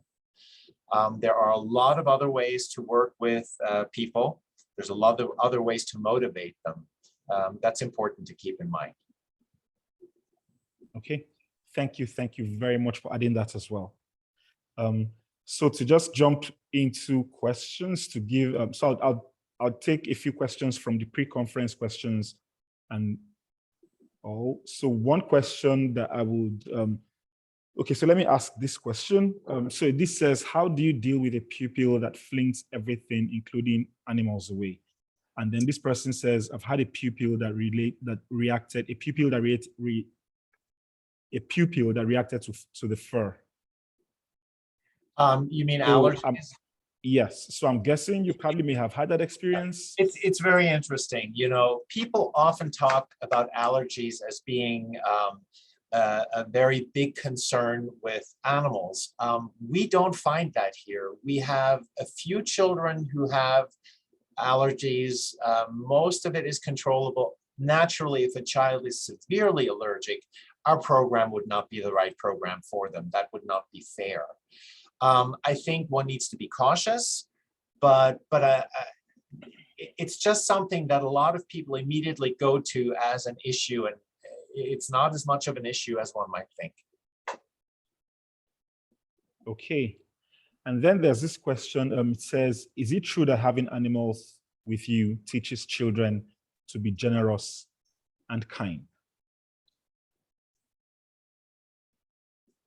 You know, it's interesting about compassion, about responsibility. There's a lot of cliches about animals teaching children responsibility and kindness. Again, that does not happen automatically.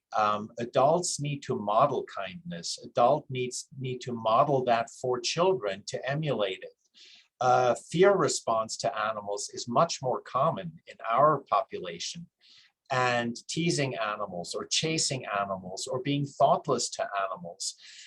That's actually quite natural for young children, especially. They're very experimental with animals when they're 3, 4 years old.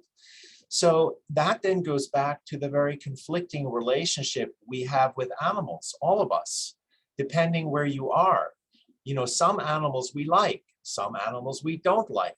You know, in some communities, it's okay to throw stones at animals. In other communities, farm animals are treated a certain way. So really, it comes back to the intention of adults who raise children and how we introduce animals into their world. Okay. Okay, so someone is saying, thank you so much, Michael.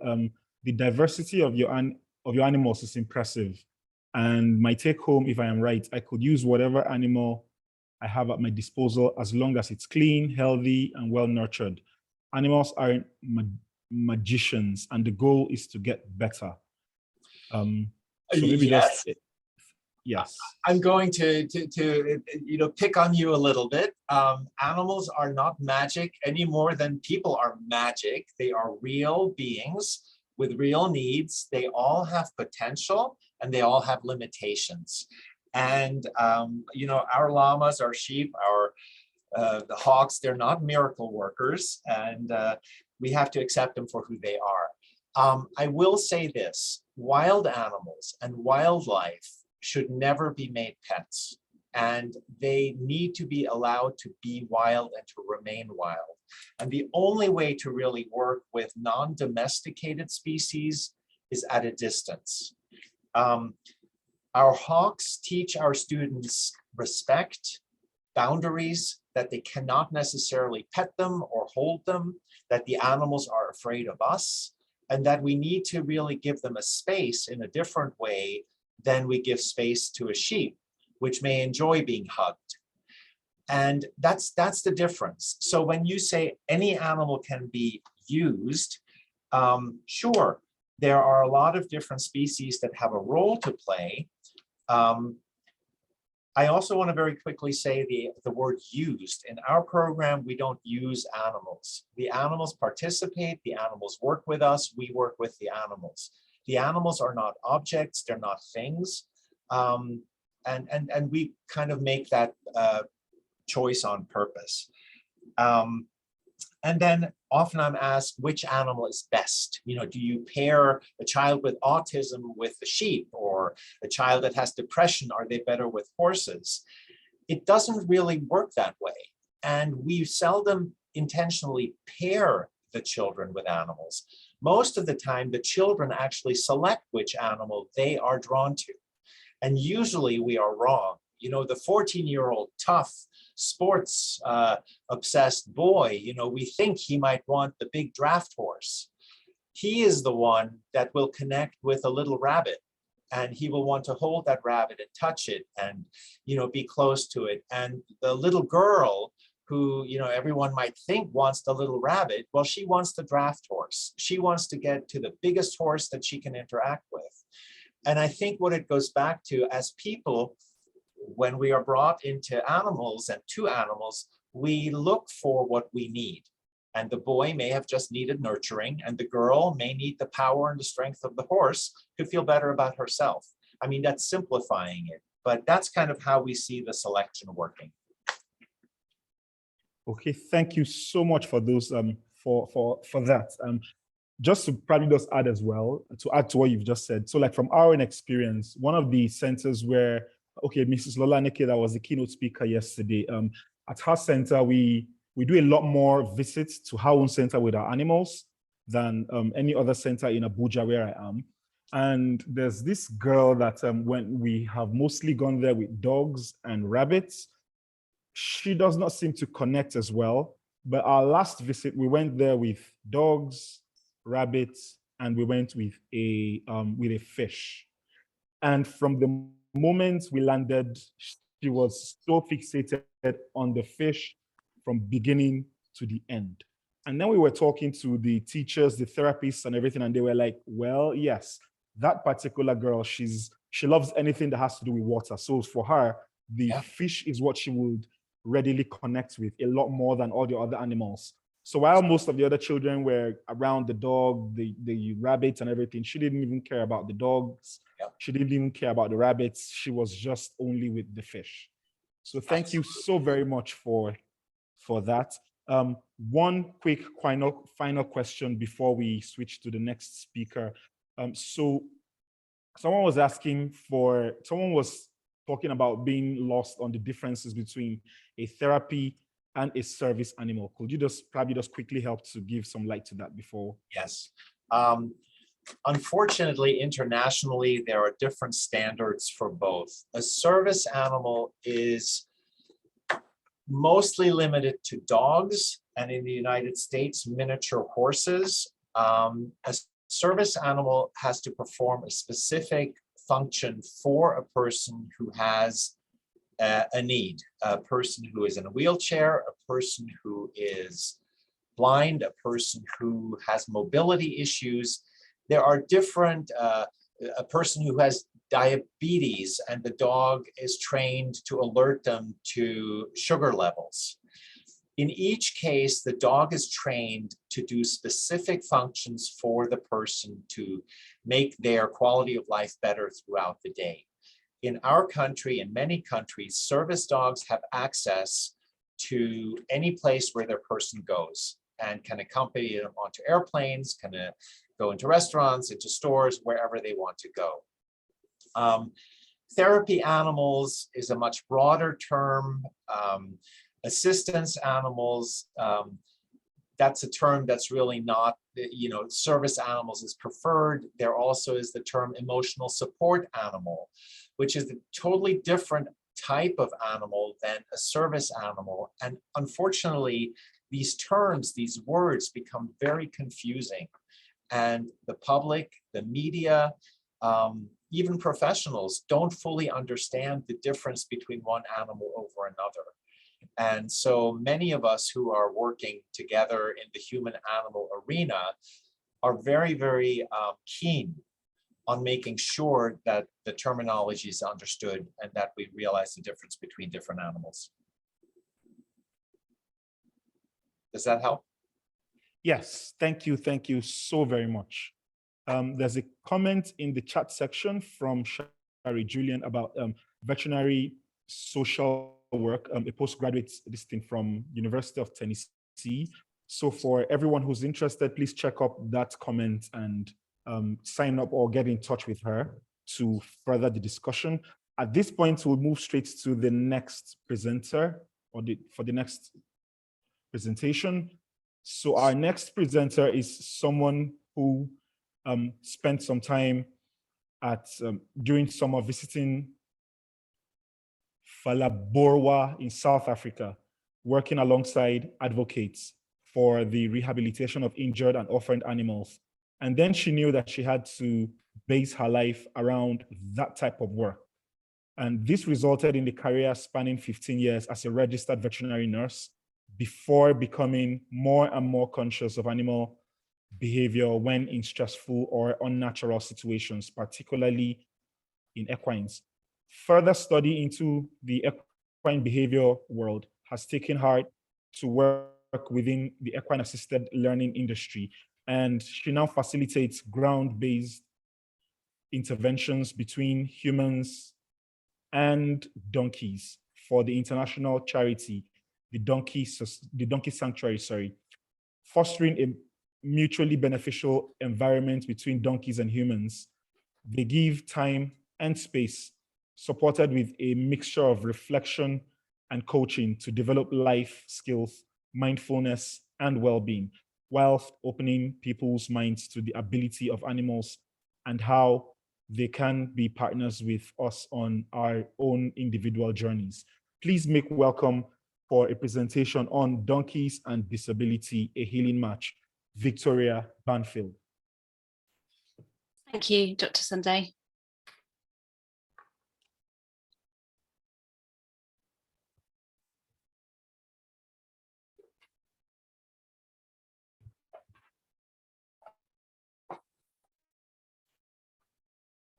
There's no audio currently.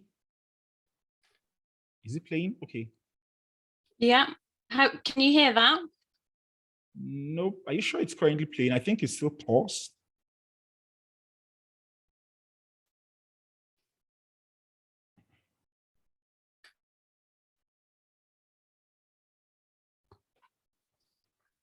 I will share again.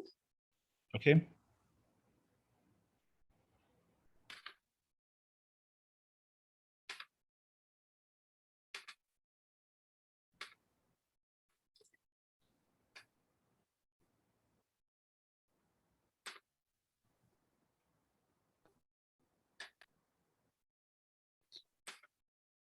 The share sound had clicked off.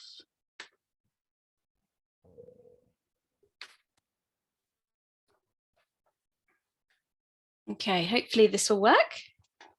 Yep.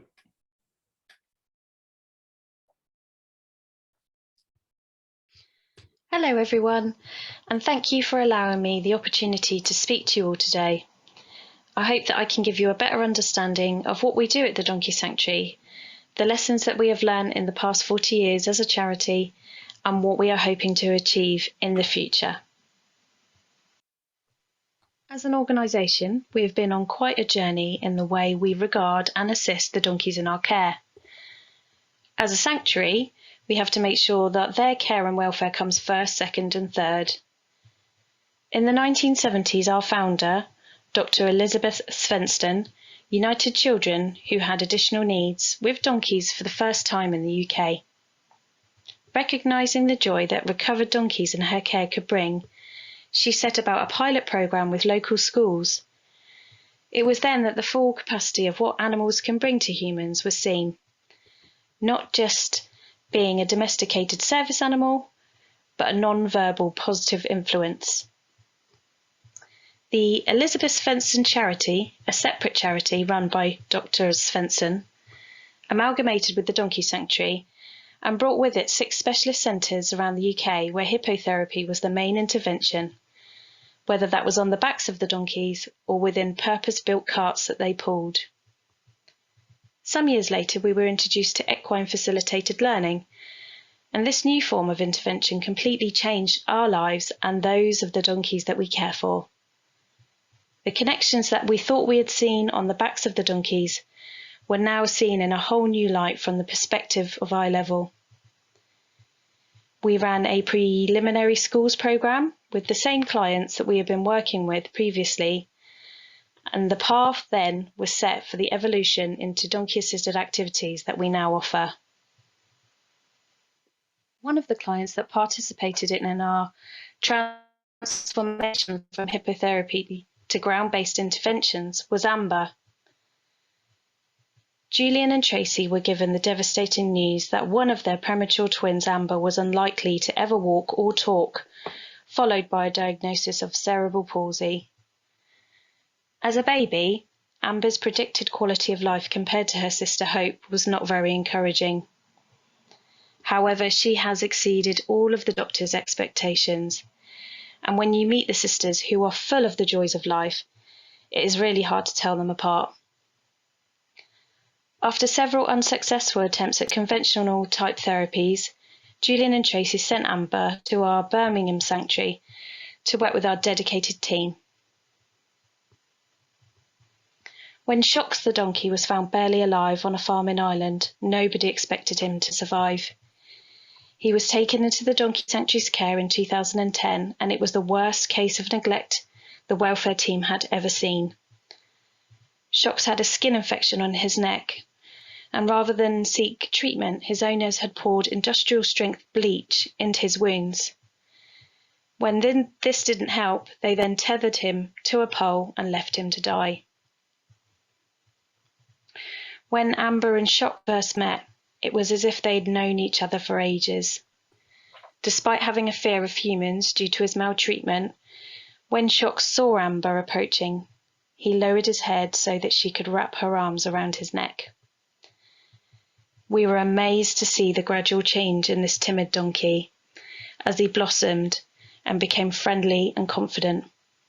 It was also proof that an intense bond one that was mutually beneficial to child and donkey, would change Amber's world entirely. As Amber's mother Tracy said, it was as if they understood each other's pain, like two broken beings helping each other. With time and patience and an ongoing program of interactions, the team and Amber's parents witnessed Amber utter her first words to Shocks, telling him, "I love you, Shocky." With the change in modality, we have witnessed a real curve in our demographics and the language that is used to describe not only what we do, but who it represents. In order to capture a wider outlook, we turn to the use of the word vulnerability. This has been given more of a backbone from what we have experienced recently in the form of the pandemic. Anyone can become vulnerable with certain circumstances, and we noticed a real trend in the needs of those who are without extra needs or understanding, but are still facing challenges that they need guidance with, and thus we needed a term that would encompass all. Not that this hasn't come with its own challenges, as it is a word that can come with certain preconceptions and connotations. But the good thing is that it starts a conversation that we can then explore and create further awareness around. Giving access to all, for all of our services, to anyone from primary school age upwards, meant that our services were in demand. And here at the Donkey Sanctuary, we're very lucky to have the resources to offer those individuals. We currently provide our services at 6 locations across the UK, seeing people from all walks of life for a multitude of reasons on a referral basis. The difference in location allows for a wider demographic of client and also gives an individuality to each of our centres. Our regional sites are embedded within their local communities and also allow our dedicated supporters access to educational and awareness raising resources during our general visitor hours. So what are our new ways of working and the specifics of donkey assisted activities? We offer donkey assisted activities, or DAA, as an overarching term for our main programs. Those include Donkey Facilitated Learning, or DFL, Donkey Management Program, or DMP, and Wellbeing with Donkeys, or WWD. These ground-based activities support people's self-development and well-being, helping individuals to better deal with challenging and stressful situations in everyday life, whilst also promoting positive attitudes towards donkeys. Mindfulness is a core concept of all of our sessions. Individuals are encouraged to become more aware of their experiences in the present moment, in a safe and non-judgmental environment. We do, however, have a specific session where we can explore mindfulness in more depth, and this is also the case for our coaching and interaction-focused sessions that help aid well-being. Where possible, all sessions take place outside within a natural setting, but they can be conducted within an indoor arena. Donkeys play an equal role in all sessions, and they are at liberty with the freedom of choice to interact and an equine support member present to be the voice of the donkey. Coaching, which is the basis of DAA, is about supporting an individual to find a way forward, take opportunities, and/or overcome problems which may be impacting their life. It is essential that coaching is a safe environment for clients to articulate themselves without judgment or criticism. Effective facilitators do not direct, they work to their client's agenda, asking the questions that clients can't or are reluctant to ask themselves.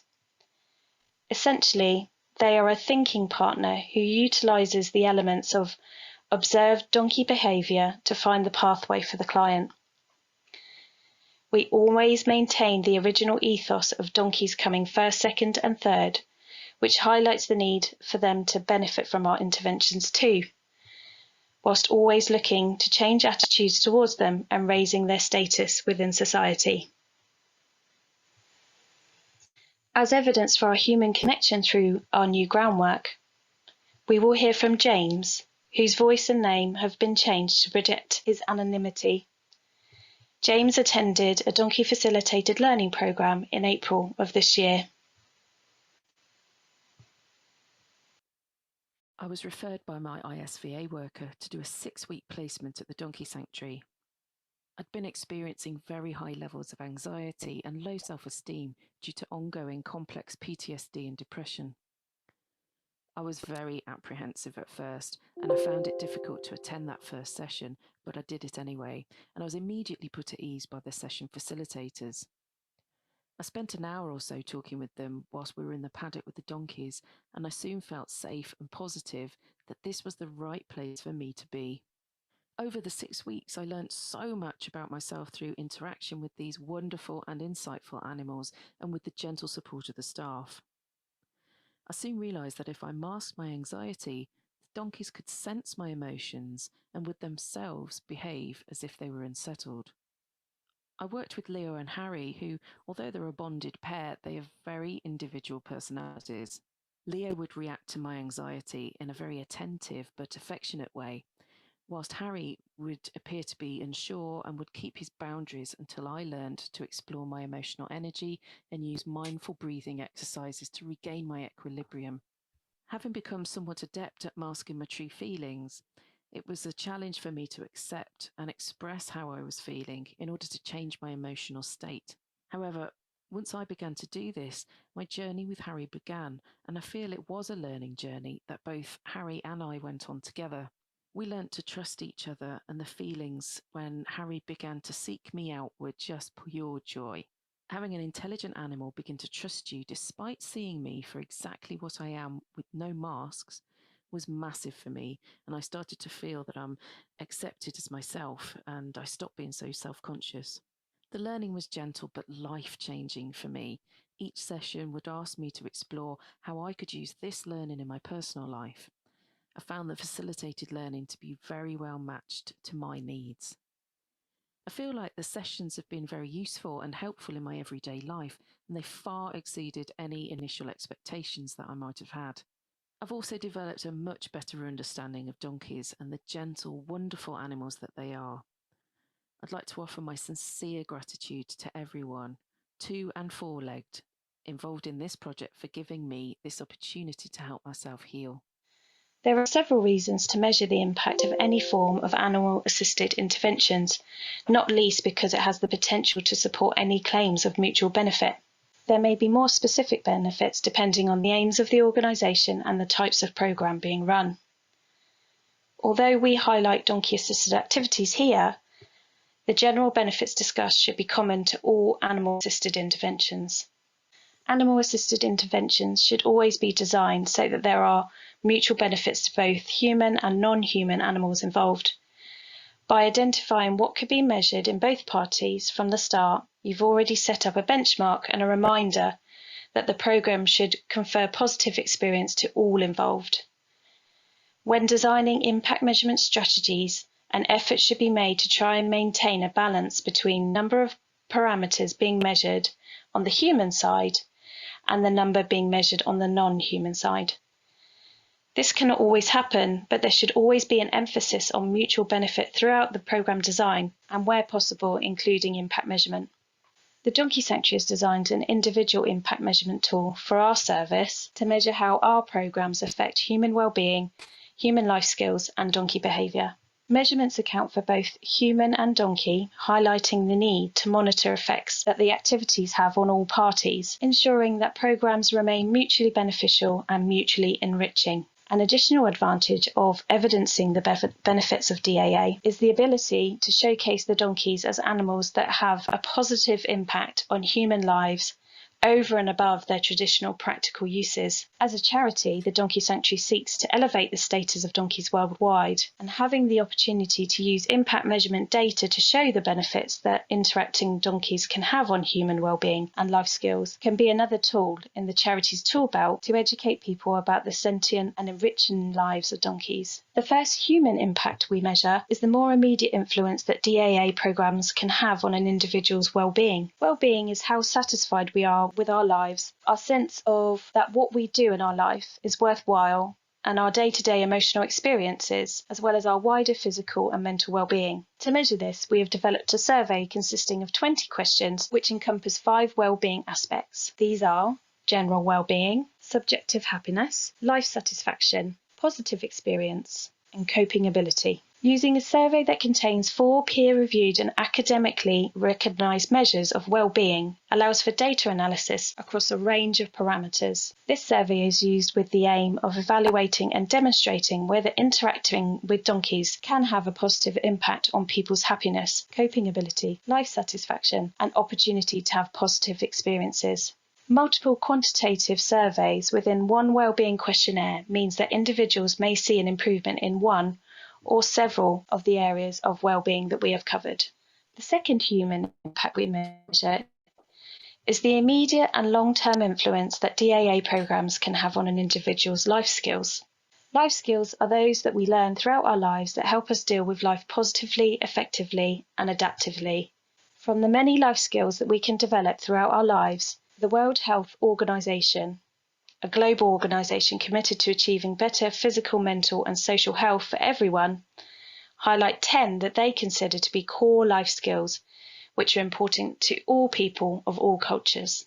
In addition to these 10, there are other life skills which we feel are important to develop in our clients and of which DAA has the capacity to develop. Examples include positive attitudes towards animals, resilience and self-belief. It is evident that an attempt to quantitatively measure the development of all of these life skills would lead to a situation of survey overload. To take a targeted approach to life skills, only 6 life skills were chosen as those measured using peer-reviewed, academically recognised surveys to do so. 5 of these 6 measured life skills were taken from the World Health Organization's Core 10, and 1 fell outside of these 10, but it is a skill that is particularly suited to the development within DAA. This core life skill was self-belief. Whilst we've made every effort to give concise assessment, all the surveys together would be a lengthy process for our clients. For this reason, our clients only fill in 2 surveys, in addition to the wellbeing one. One of those surveys covers self-awareness, which is the core for all other life skills. The other is chosen by the client based on their needs and what they would like to achieve from their programme. Case studies can provide richness, depth, and a chronological narrative to evaluating animal-assisted interventions. Much of what we know about many fields of study have come from case study research, as this type of qualitative data gives a broad insight into the journey of individuals and groups that embark on any given field. Case studies are especially valuable in practice-orientated fields, such as the work carried out in DAA, where gathering the experiences and reflections of several different people partaking in the process is beneficial. Case studies have the potential to gather information from clients, client groups, the facilitators involved, support workers, and those that they know and interact with clients. They have the capacity to bring the involvement and behaviours of the donkeys into assessing the impact of the programmes, which could be missed in the quantitative element of human impact measurement. Undertaking a case study needs careful consideration and planning, as a robust and reliable case study will begin some time before any programme begins. Collaborating with those experienced in social science research is important to make sure that the case study design will capture as much useful data as possible. Case studies done well can help give insights into quantitative data, lend a coherent narrative to client journeys, and provide stories, quotes, and even images to be used in showcasing the work of the interventions whilst engaging with stakeholders. As mentioned periodically, the impact that we have on our animals is incredibly important. I would implore that anyone starting to look at introducing animal-assisted interventions as part of a holistic package make sure that this element of the service is catered for right from the start. Here at the Donkey Sanctuary, we do this in several ways. Due to the size of our herds and the resources that we have available, we are able to maintain a high level of analysis and research into the effects of our interactions. Firstly, we use environmental surveys to provide information about the housing and environment that our donkeys are living in. Secondly, we use our equid assessment research and scoping tool, which provides us with information about the general health and welfare of our donkeys. Lastly, we use qualitative behavioural assessments to understand the subjective emotional experience of an individual or a group of donkeys.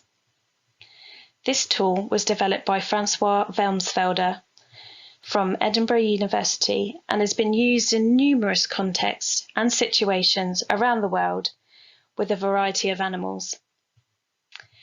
We were lucky enough to work with Francois to adapt this assessment to donkey behaviours so that we can monitor with a scientifically validated process to help collect subjective data objectively. Using these tools together helps us to assess our donkeys' health, welfare and well-being through scientifically proven methods in relation to the 5 welfare domains. Our donkeys don't just have good welfare and well-being practices to gain from being involved with our assisted interventions.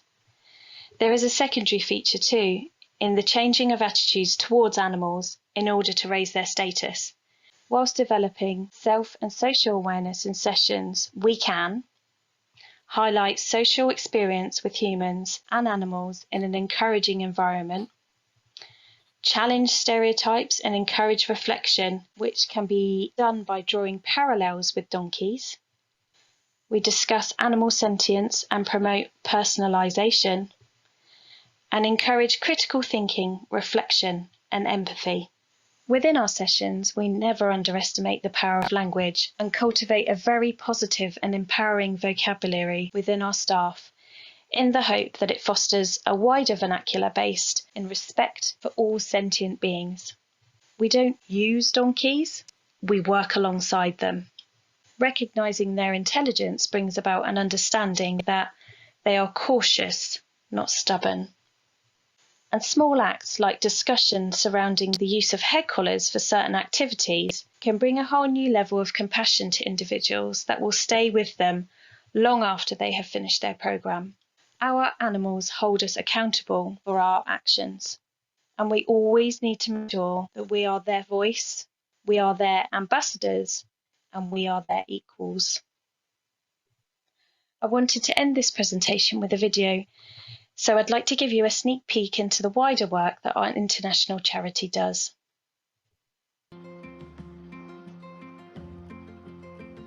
Because of you, Sam receives regular vaccinations that keep him happy and healthy.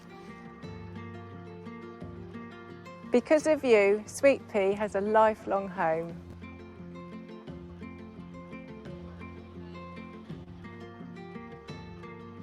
Because of you, we're pushing the boundaries of research in Devon, reaching donkeys on the other side of the world.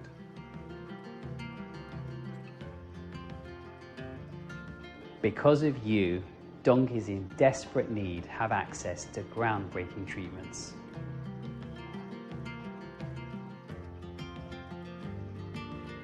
Because of you, donkeys like Darcy get the extra help they need in old age. Because of you, Jonty can see again.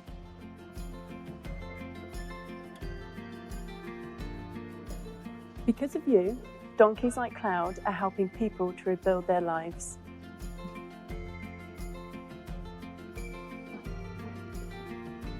Because of you, Betty and Mabel have found their forever family.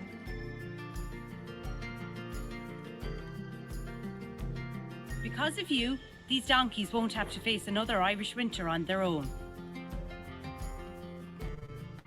Because of you, European donkeys like Pedro are offered sanctuary too. Because of you, we are there for donkeys that support the poorest communities in the world. Because of you, all of this has been possible for 50 years. With you by our side, we can continue to achieve much more for donkeys worldwide. From us and them. Thank you. Thank you. Thank you. Thank you. አመሰግናለሁ። Gracias. Thank you.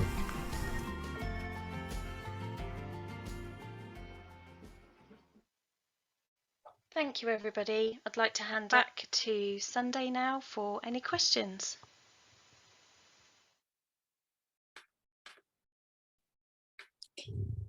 Awesome. Thank you so very much, Victoria, for your presentation. Thank you for allowing me the time to be here. And also, I tried to make it a bit quick because I knew we were trying to get back on time. So I'm sorry if it was a bit fast, but I'm about if anybody wants to ask any questions. Yep, no problem. So if you do have any questions, please do type them out to the chat, and then we'll have Victoria get to respond to your questions. Sorry, my dogs they are saying hello in their own way. Okay, so maybe one quick question I'd probably love to ask is, I do know that your organization has worked in different parts of the world. I also didn't get to find out at some point that you worked in Ethiopia. So I wanted to ask, like, how was it? What was the reception? How was it like for people to, how was the rate of response for people welcoming donkeys into their therapeutic space, especially in places like Africa?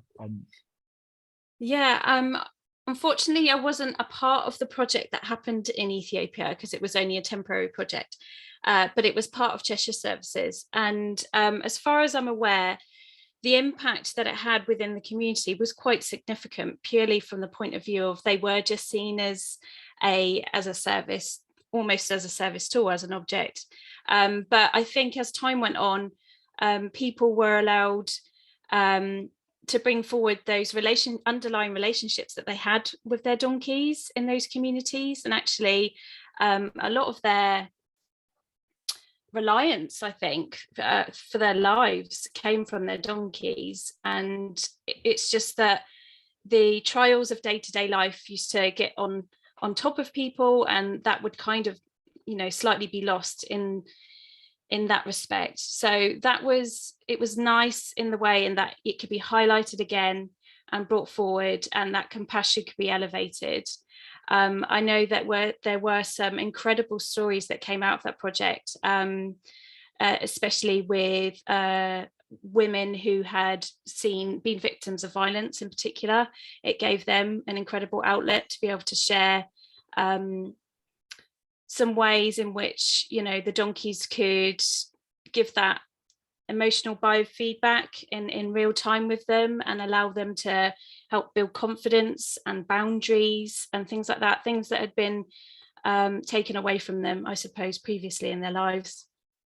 So I can pop some links in to some papers that we had from that at a later date so that you can get some more information on that.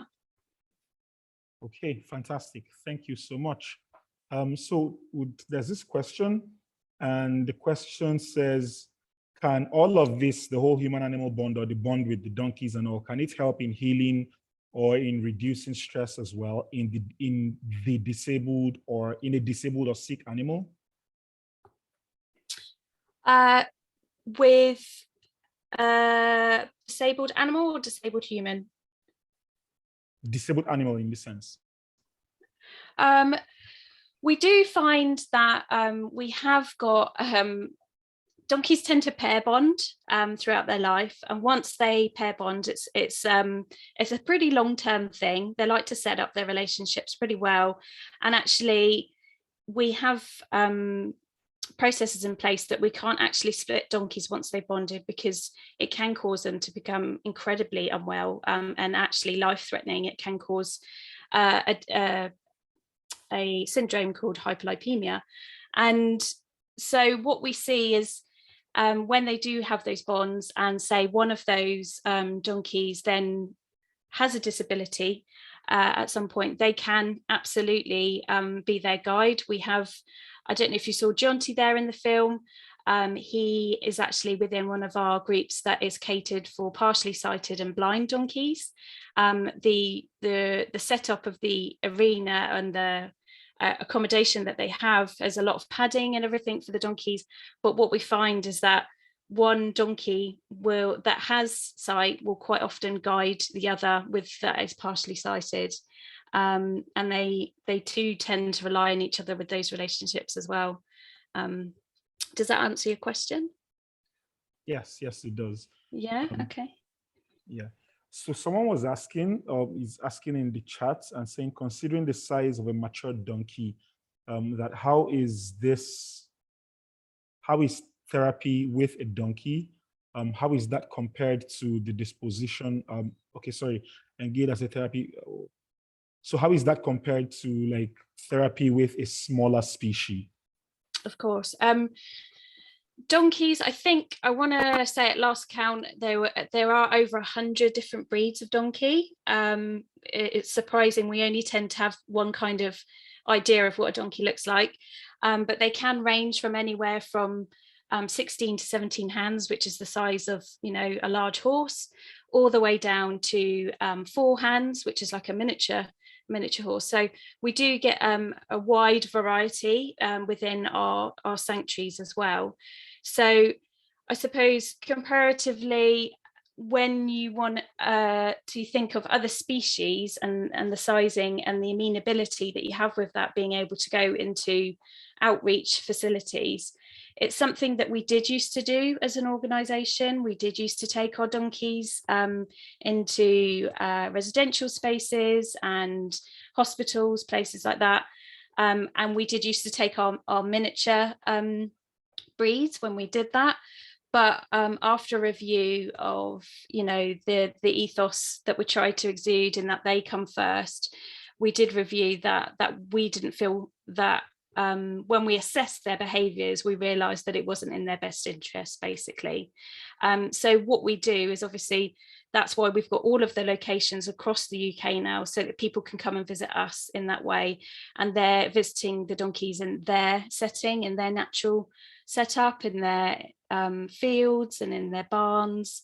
And that way, I think it kind of takes away that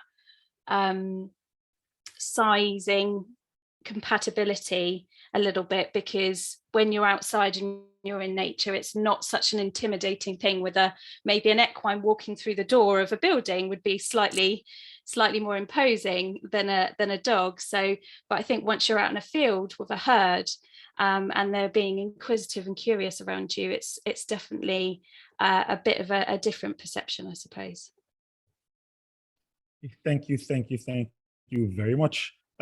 So like there's a lot of comments in the chat section and all, and there was someone a while ago, probably like a month or 2 ago, when he saw me post about your work and how, and he reached out to me. I was saying how he has been wondering if donkeys, could especially act with humans in other ways beyond just, and then so he fell in love with the idea of the donkey sanctuary.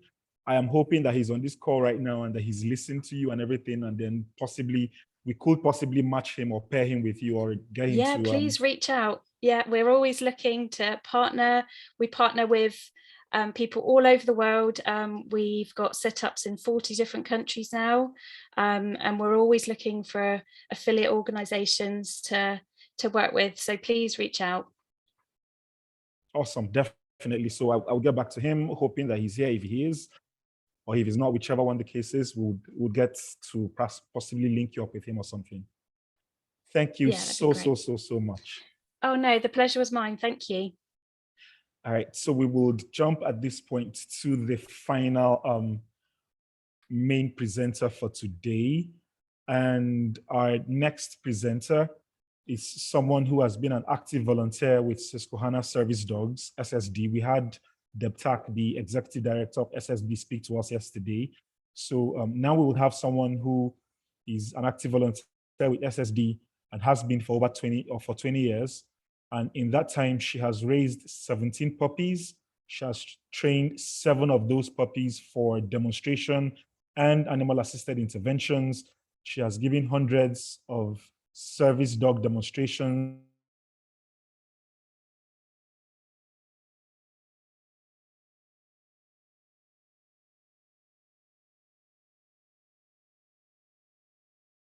of leaders as well. She's an active participant in team trainings for new SSD partners, as well as acting as a continued liaison for these new teams. And she's providing animal-assisted activities at a local psychiatric unit for the past 16 years. She has also helped formulate and implement animal-assisted therapy program to place service dogs with children with autism, which she and the SSD director presented at the Assistance Dogs International Conference in 2014. He has extensive training in the industry with Keystone Human Services, with autism trainings and international service dog conferences, webinars, clicker training conferences, and certified in in level 2 tag teach. Please make welcome Susan Tyson. I don't know what we do. Oh yeah, share screen. You're welcome, Susan. We're coming. Okay. Remember, I'm not technology kind of person.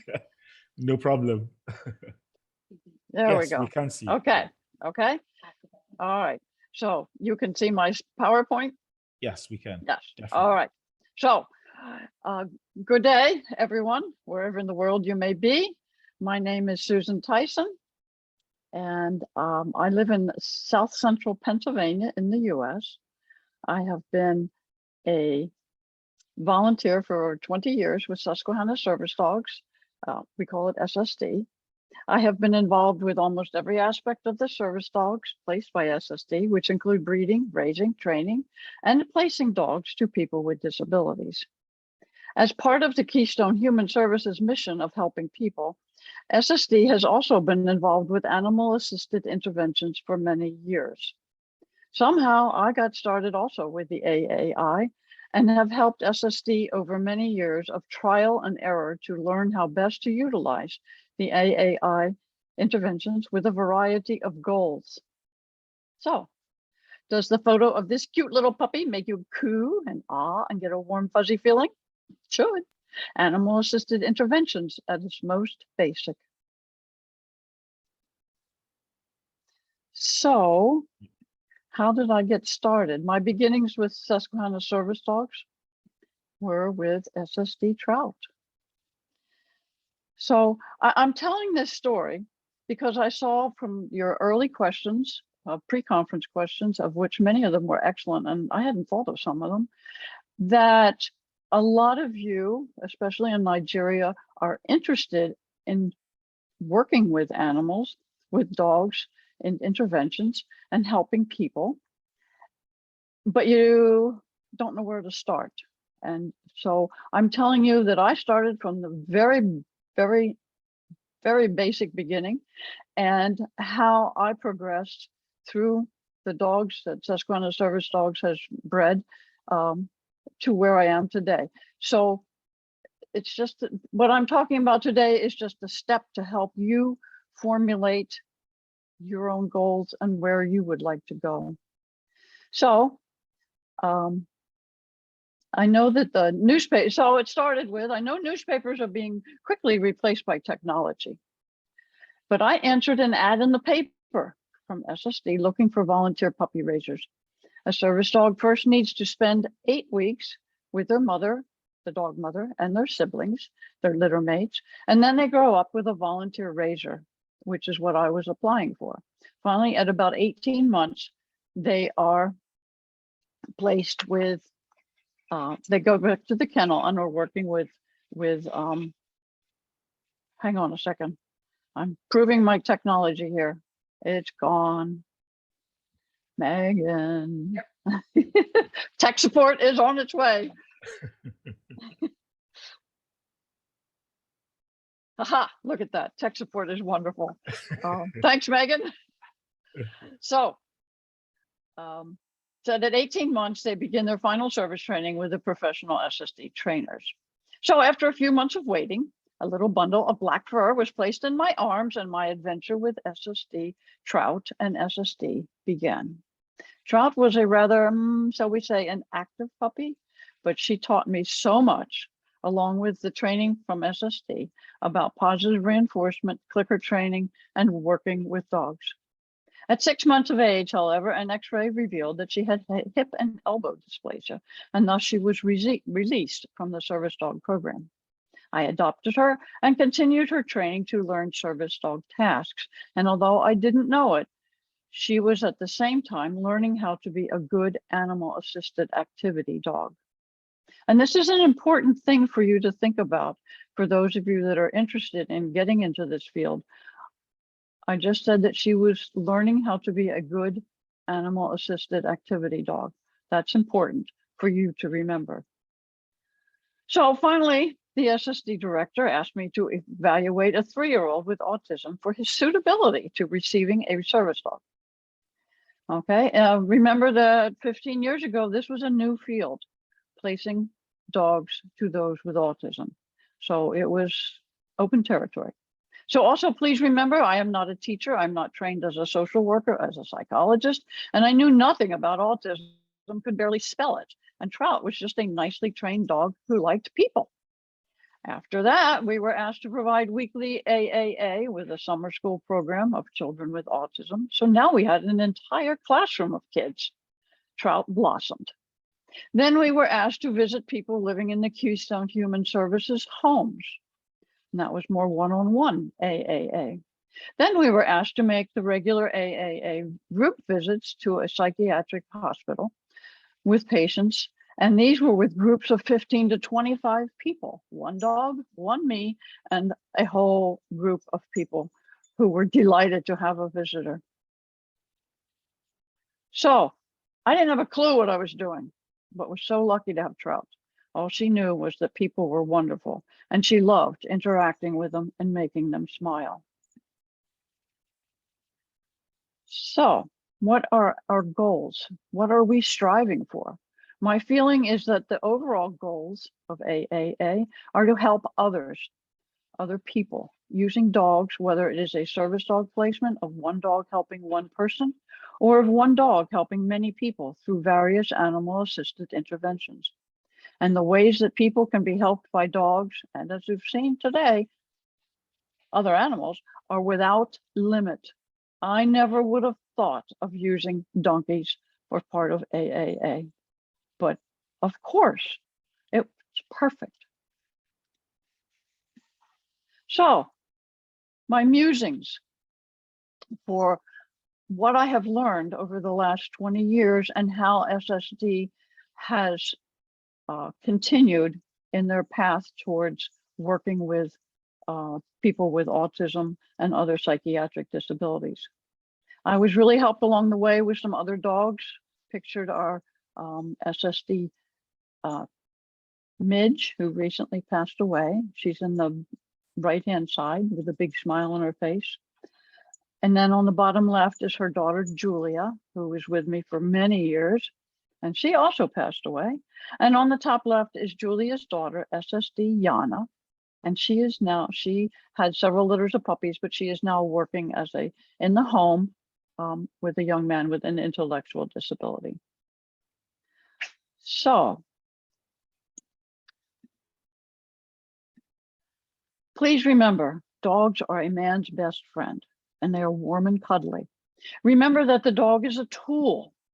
We are lucky that a bond can develop between the human and the dog that can be used to such benefit. Often the dog is a step for the person to blossom, and it's all because of that innate bond that the dog wants to have with people and people with a dog. So we as handlers must use the dogs correctly and understand their language. Dogs are always communicating with us.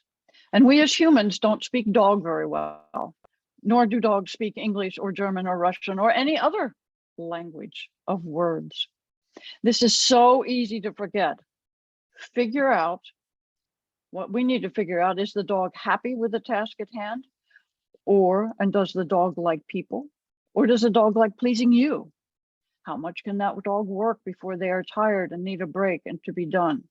It is the job of the handler to continually think about this and not to overtask the dog so much that he doesn't want to do it anymore. Just think of the COVID healthcare workers around the world. They were burned out after months of overwork and stress. It's the same comparison. I do recommend for you and anyone you work with a lovely, it's fairly new, concise book called Doggy Language by Leigh. It's simple and a good place to start for anyone learning this new language of dog behavior and dog language. Of course, as we all know, it's available on Amazon.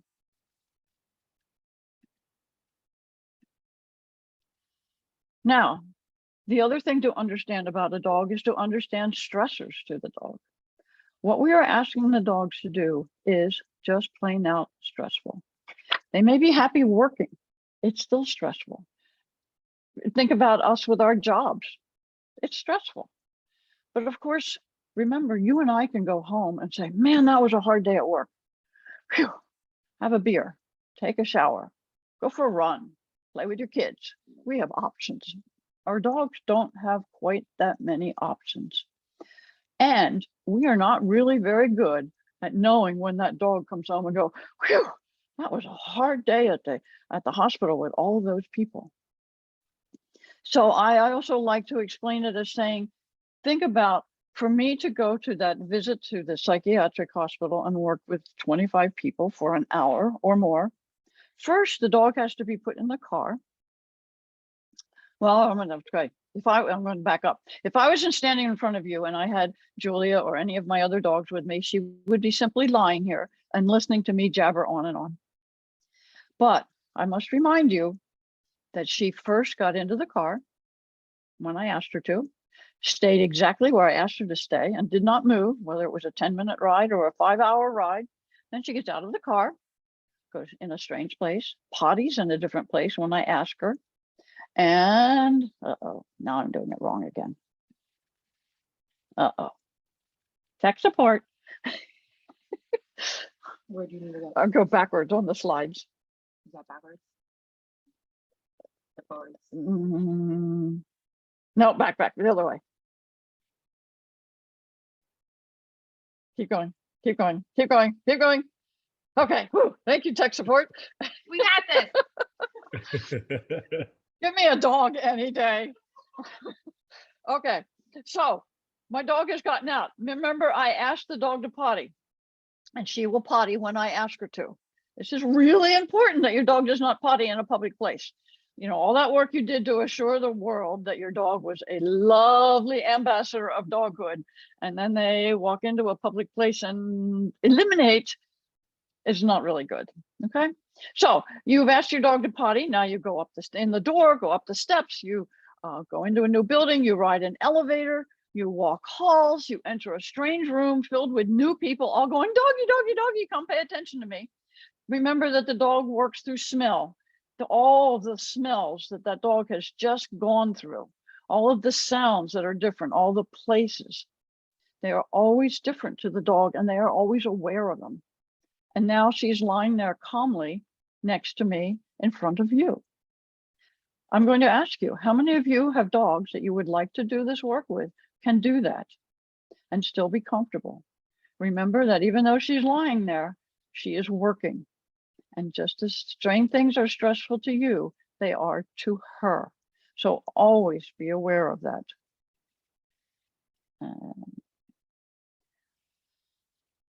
The other little minor thing that I find really important, dogs do not lie. They are physically not capable of lying.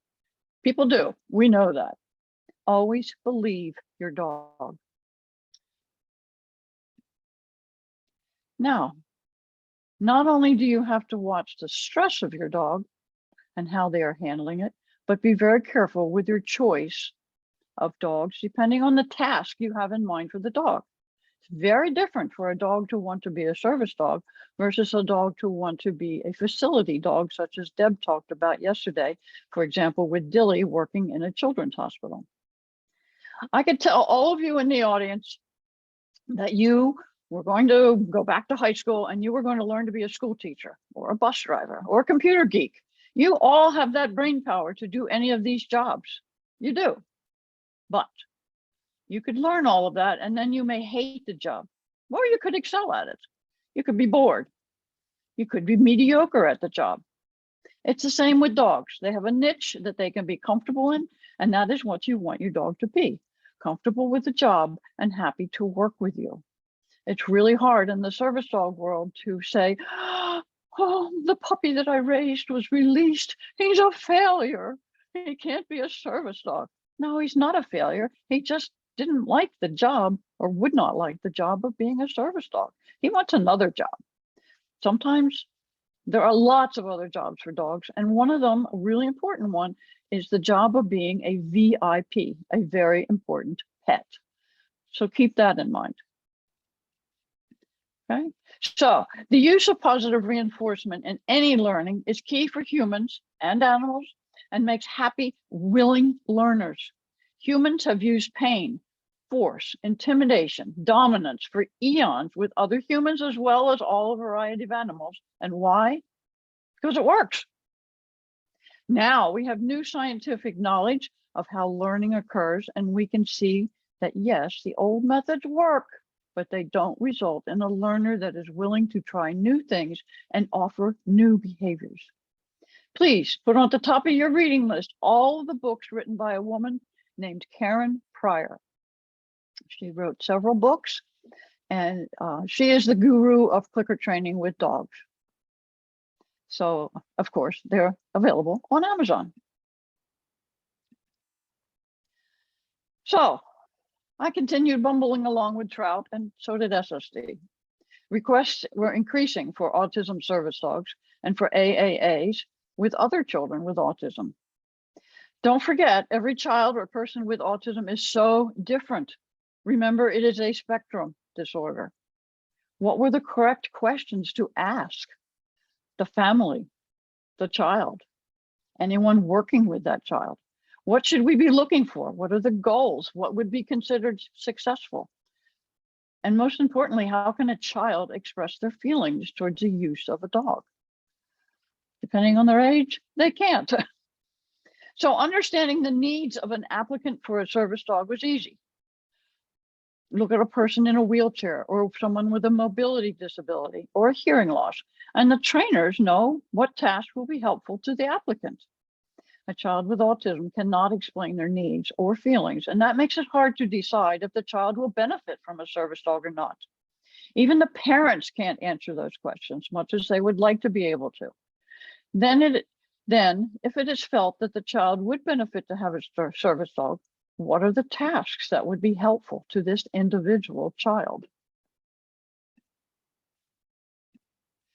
The answer to SSD, and finally to Diane and I as we bumbled along, was putting together a long form we developed that we called the Canine Therapeutic Evaluation, or a CTE. Where did we come up with that name? Well, we listen to our dogs, and our dogs are just as important in this evaluation as the people are. And they tell us if this idea is going to work with the child. So the canines, the dogs, are doing a lot of the evaluations, and we respect their opinion. So this form was really long, and it includes many questions and asks for observations from the SSD staff, the parents, the child, and as I just said, the ambassador dog. That's what SSD calls their dogs that they use for AAA and working with children with autism. So during this initial interview, the child does the initial interview where the family comes to talk to the staff at SSD about this whole idea. The child does work with an ambassador dog and the dog's handler while the parents talk to the staff. And this becomes the first CTE. But as you can imagine, that does not answer all the questions. Remember, a service dog its goal is to take that person, whether it's a child or an adult, whatever the disability, to get them out into the public, to give them independence, to give them confidence. So guess what? We need to go see that child in public with a dog. And this is where SSD made one of its first big mistakes. we had a lovely dog that was matched with a 4-year-old child, and it was lovely. Now, many years ago, we used a clicker that we call a box clicker, and when you clicked it, it made a fairly loud noise.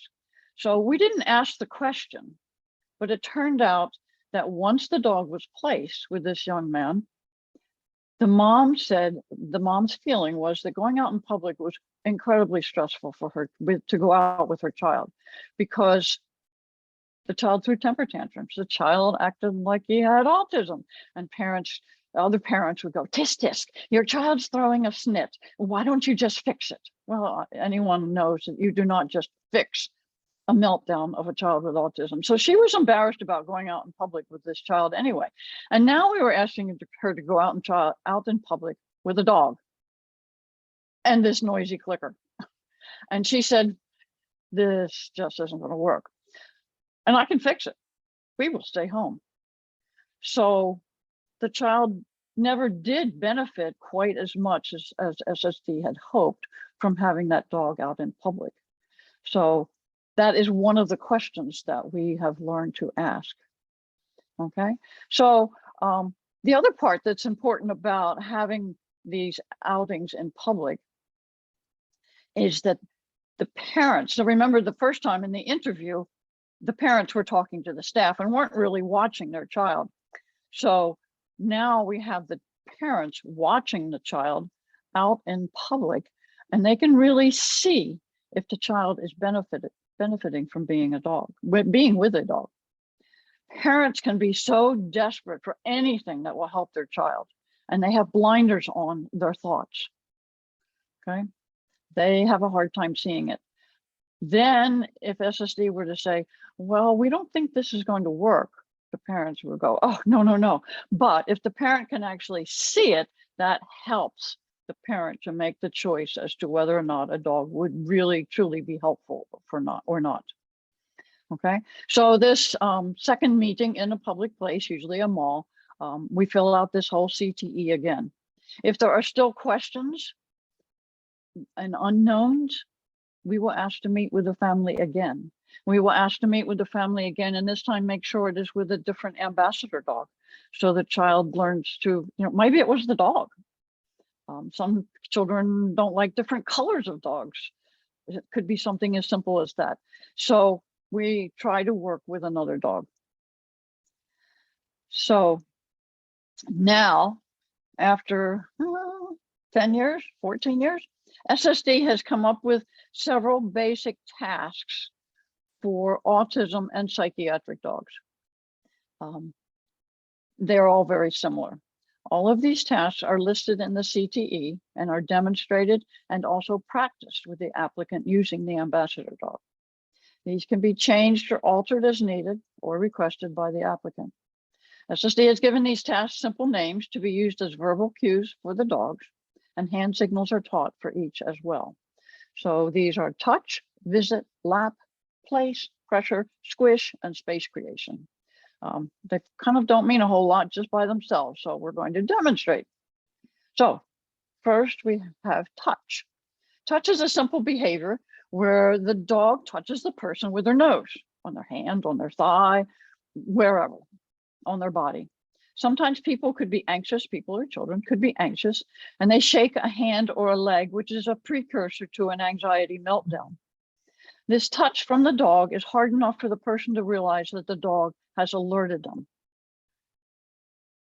The child or person can then say, oh, I'm getting anxious. Whew.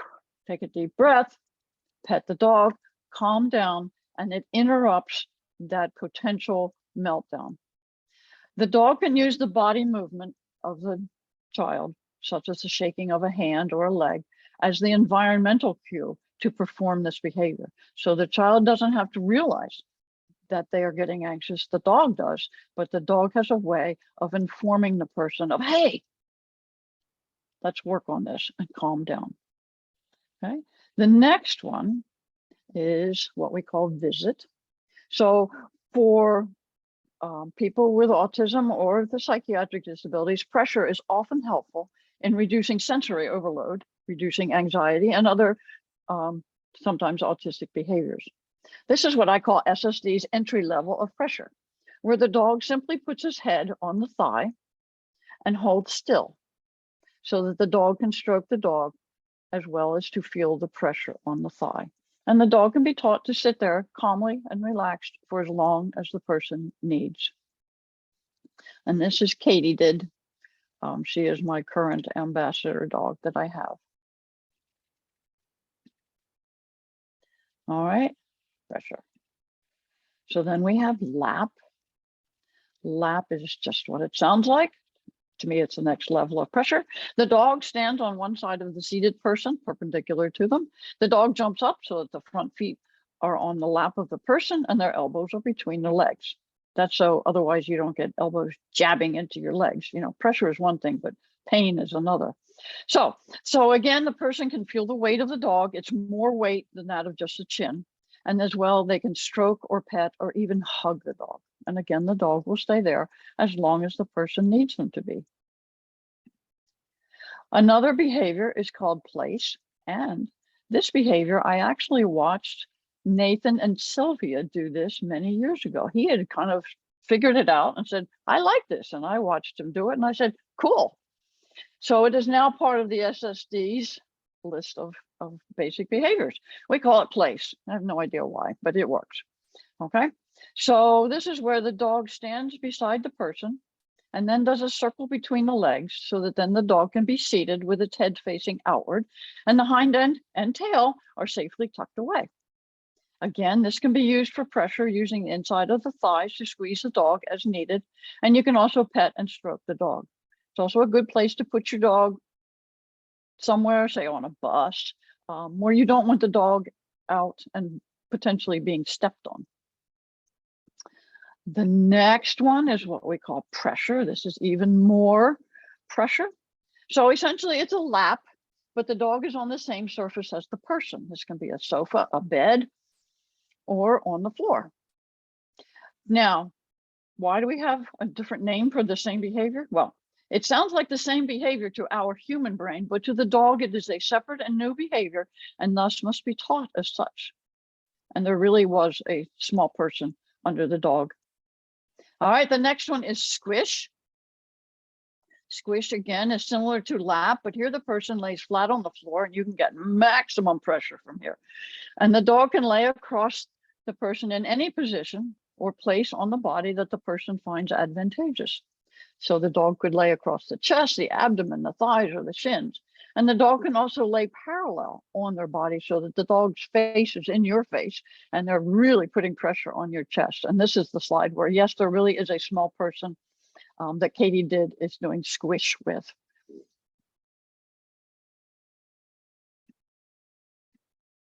Another one that especially adults find helpful is what we call space creation.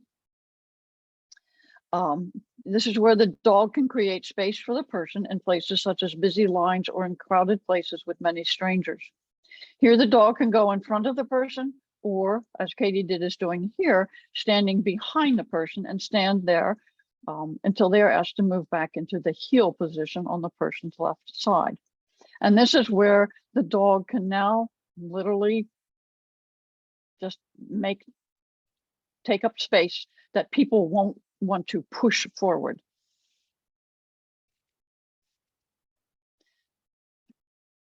Now, also remember, and you're working with thinking about placing dogs to children or people with autism or psychiatric placements, please remember that the person must want to make the connection and bond with the service dog. Some people just don't like dogs. Some people don't allow the magic to happen, but that's okay. The best choice for oneself is the one that works for them. And this is important to remember. We want to help people so much. Come on, this will make things better. It may not, and just, it's okay. And the other trick is to figure out, is this really what the person wants? Is this really what is helpful? And it is hard. It takes practice and it's hard. And even then, you may not be really correct. We still make mistakes. Okay, okay. One of an excellent pre-conference question was asked about the fear of dogs. This is real, whether in the US or Nigeria. The ambassador dogs can use other behaviors when working, especially with children. One I use is called a behavior that I call head down when a child is frightened of a dog. I think that when you're introducing a child to a dog, that the quickly moving head, you know, dogs like to swish their head around and see what's going on, that is scary, especially with a large Labrador. It's scary to the child. So having the dog calmly lie down and put their head between their front legs and staying still really allows the child some time to adjust to this quiet dog. Now, the other problem is that children often get up and they move around, and you want the child to continue petting, but now you have to move the dog. So it's a simple, have the dog crawl back to the child, the head goes back down, and their dog is now in the position to be near the child, and the child can go back to interacting with the dog and petting the dog. Okay, so this is a short video. This is SSD Faith, showing you this sequence of events that I really have found helpful. And Faith right now, if you look at her, she has a litter of puppies. They are 2 weeks old today. So that's kind of an aside. So here's the video.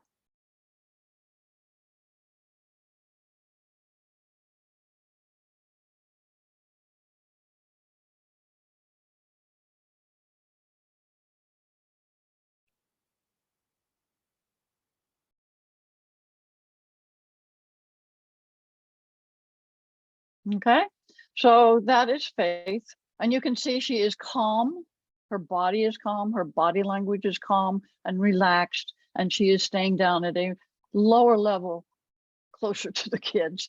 And I really find this helpful. There's lots of other things you can do, and the sky's the limit, whatever works. Okay, so try things.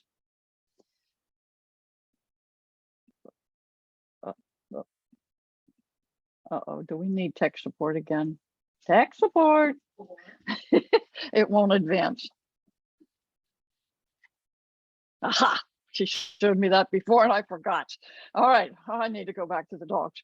All right, I am going to conclude with some puppies, pictures of cute puppies.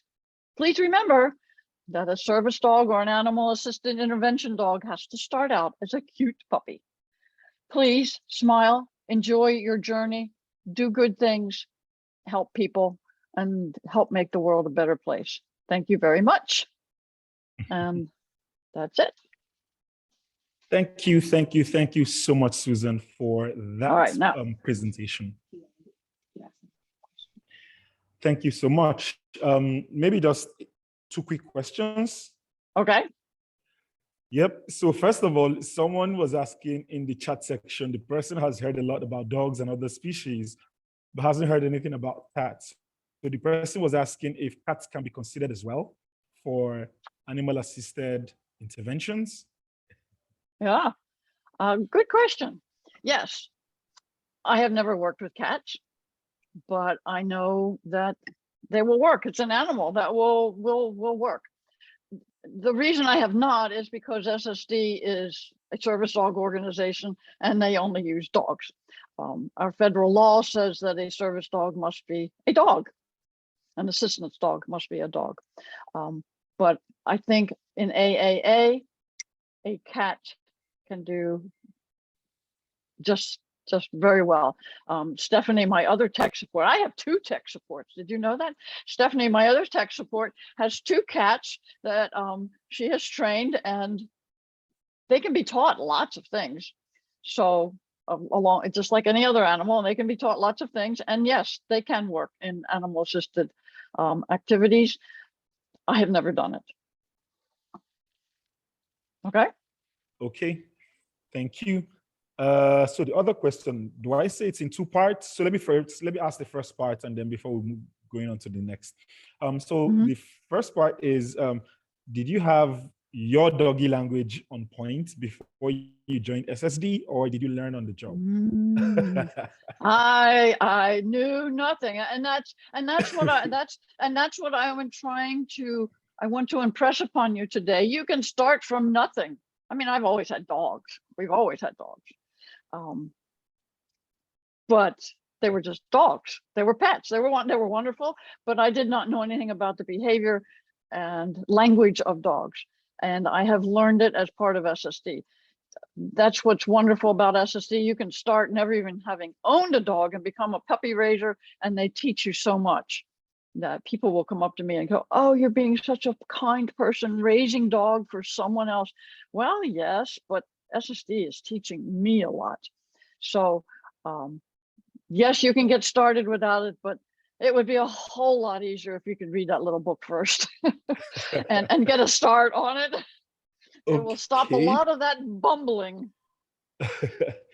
Okay, so before I move to the second part of the question, let me probably just also read out what Stephanie wrote in the chat section, which was answering the cat thing as well.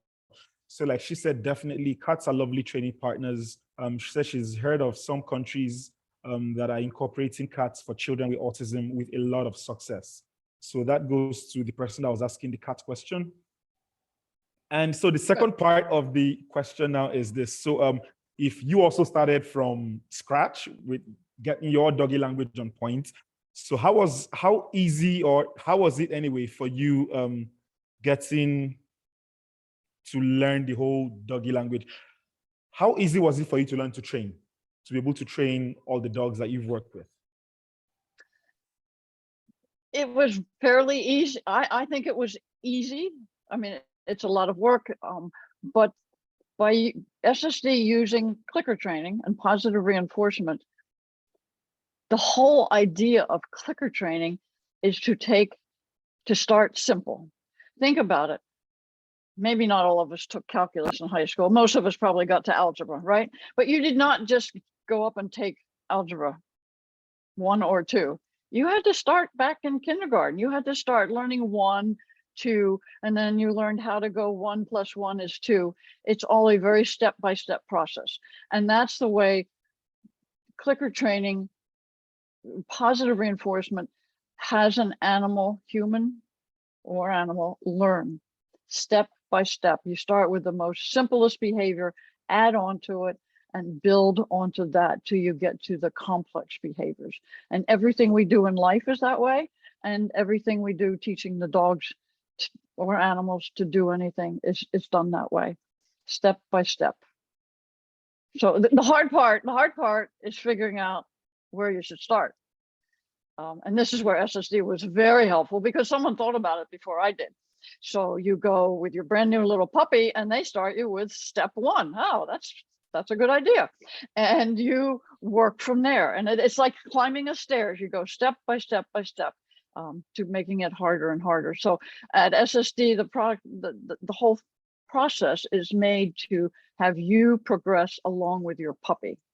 So that's how I learned it all. Okay, thank you very much. So I especially asked that because I'm a positive reinforcement trainer as well. In Nigeria, we do not have any training facilities like and training certification programs as well.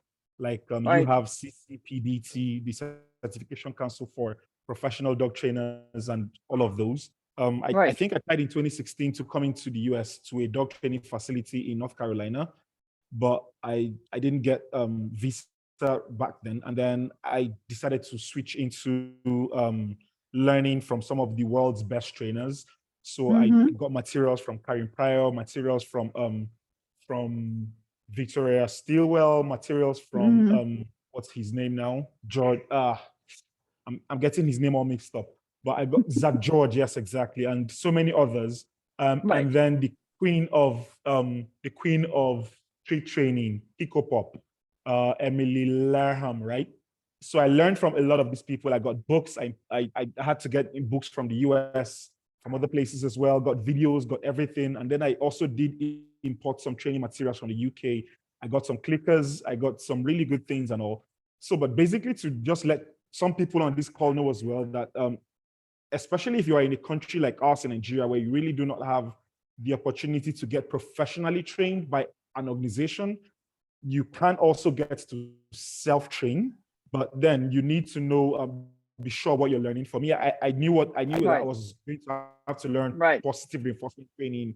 I knew what I didn't need to learn. I wouldn't want to mention names and all, but then I knew that there were some other trainers out there who were not exactly going by the positive reinforcement training method. And then so I had to go seek for materials and all. And then today I am a trainer as well and stuff. So thank you so much for everything that you have for your presentation. Thank you so much. Thank you everyone for being here up till this point. We are at the end of the conference and it is super amazing to have you be here. Maybe before I share some final information before we round up, I'll probably just want to take 1 minute. I think my mentor, Dr. Elizabeth Omrod, is on the call. If you are, to probably just come in and just give us a few words. I especially for the comments that my very senior colleague, Dr. Tunji Nasir, made a while ago. I'd probably love if Dr. Elizabeth Omrod is here, if she can come on to just also add a little bit to that whole perspective, the perspective of building this into curriculums and all of that. So Liz, if you're available, could you just briefly, just for a minute, just share about that?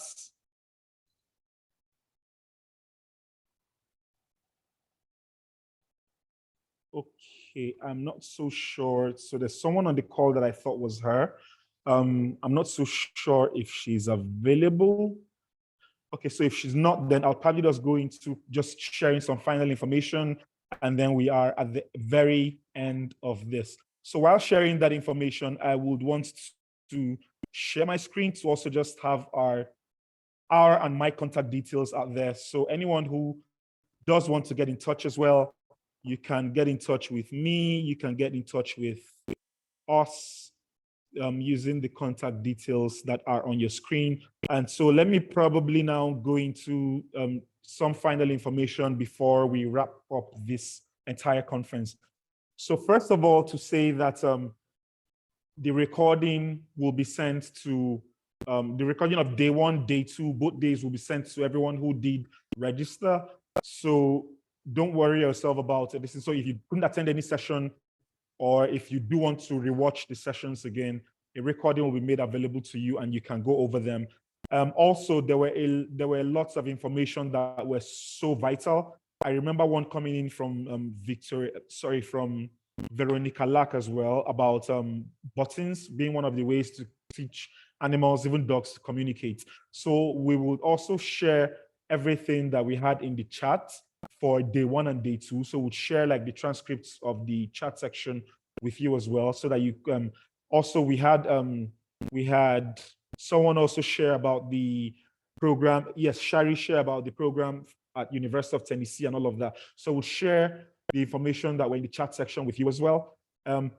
We do have Lola Aneke, our keynote speaker for yesterday, who has her event coming up as well. It's an event that is really educative to learn about autism and ways to help children with autism in Nigeria. And she will have Temple Grandin, the famous Temple Grandin, on that event as well. So we will be sharing information about it with you, and we'll also be sharing on our social media handles. For all the Nigerian participants especially, there is a questionnaire. Whether you are a veterinarian or a human service professional, there's a questionnaire that we would love to share with you and to have you give us your opinion. So that would also come in your mail. We're trying to do a research to find out the current knowledge level of veterinarians and of human service professionals. So that's on 2 parts now in Nigeria. So when you're answering the questionnaire, please do answer the questionnaire with the knowledge you did have of animal-assisted interventions before the conference, if you did attend the conference and have learned a thing or two from the conference. So please do respond with your knowledge before the conference. Then we do love the fact that there were some mentorship opportunities going on, or some collaboration opportunities going on in the chat section during the conference. And for anyone who did attend the conference, if you also do, if there's an organization or someone that spoke or presented that you would love to get to connect with, to learn anything from, and probably get some mentorship opportunities, please do get in touch with us, and we will find a way to connect you to that person so that you can get to follow up and learn from them as well. And also now to talk directly to what my senior colleague, Dr. Tunji Nasir, was talking about while he made the comments earlier. I was talking about how to build all of this into the veterinary profession, into education, and also talking about how this can take off in Nigeria and stuff. We would also love to say at this point that if you are looking forward to anything of such, probably having this built into an educational curriculum and all, you can get in touch with us. So our details are below. You can get in touch with me. You can get in touch with us. You can get in touch. You can also get in touch with any of the speakers that we have had speak to us during the entire conference. So all you need to do is let us know who you want to connect to, or even let us know, because we can also help with that as well. So you also let us know that you want us to help with building curriculum, and we will see how best we can work with you to do that as well, whether in Nigeria or in any other part of the continent. So with that, I would say thank you so much. We would really love and appreciate if you could follow us on our social media handles. We also do have a Facebook group where we have that group as like a follow-up community, a community where we can where we can have more of these conversations ongoing. So we would send the link to that particular group with you, and we would love to have you join the group so that opportunities that are coming our way as well, we would share such opportunities in the group. If you have questions, follow-up or continuing questions, you can share those questions within that group on Facebook, and then we'll also find ways to either provide answers directly or source for answers from some of these professionals that have been in the field for many years with you. So with this, I would love to say thank you all so much for joining in for the conference. I would love to say thank you especially to the speakers that we had for yesterday and today. You have been super amazing. Thank you for sparing your time. Thank you for sharing from your knowledge. We thank you for making yourself available, even though for some of the speakers, it was not convenient. I remember that Dr. Leigh Adams-Tucker already had her trip that came up last minute, but then she still had to find a way to be able to present despite that trip. Also, we had Peter Gorbin yesterday, who just a few days before now came down with COVID. But even though he did come down with COVID, he still found a way to get to make his presentation and all. So thank you all so much. Thank you for making this information available to people in Nigeria, people in Africa, people in other parts of the world that have joined. For all the attendees and participants as well, thank you all so much. There could not have been a conference without you. And especially for those who have stuck to the end of this conference, thank you. It means everything to us. We would also I would love to particularly thank our technical team at this point. Our technical team is made up of people like Deborah Brown, who is in Germany, Dr. Dauda Onaola, who has helped us greatly to set up a good part of everything that we're using right now. We have Praise Akobo, who has also been very instrumental to everything that has happened here. And we do have the Dogalov team. And I would also love to especially thank the members of the Dogalov team. We have Binta Gali Agbonika, my dear wife, who's not just my life partner, but then a partner in this whole journey as well. We have Nimi Fine Country, we have Flora Okbala, and we have Mene Blessing. These people have made all of everything that you're seeing here right now to be possible as well. So thank you all so much. And at this point, we will be ending the recording. But beyond that, we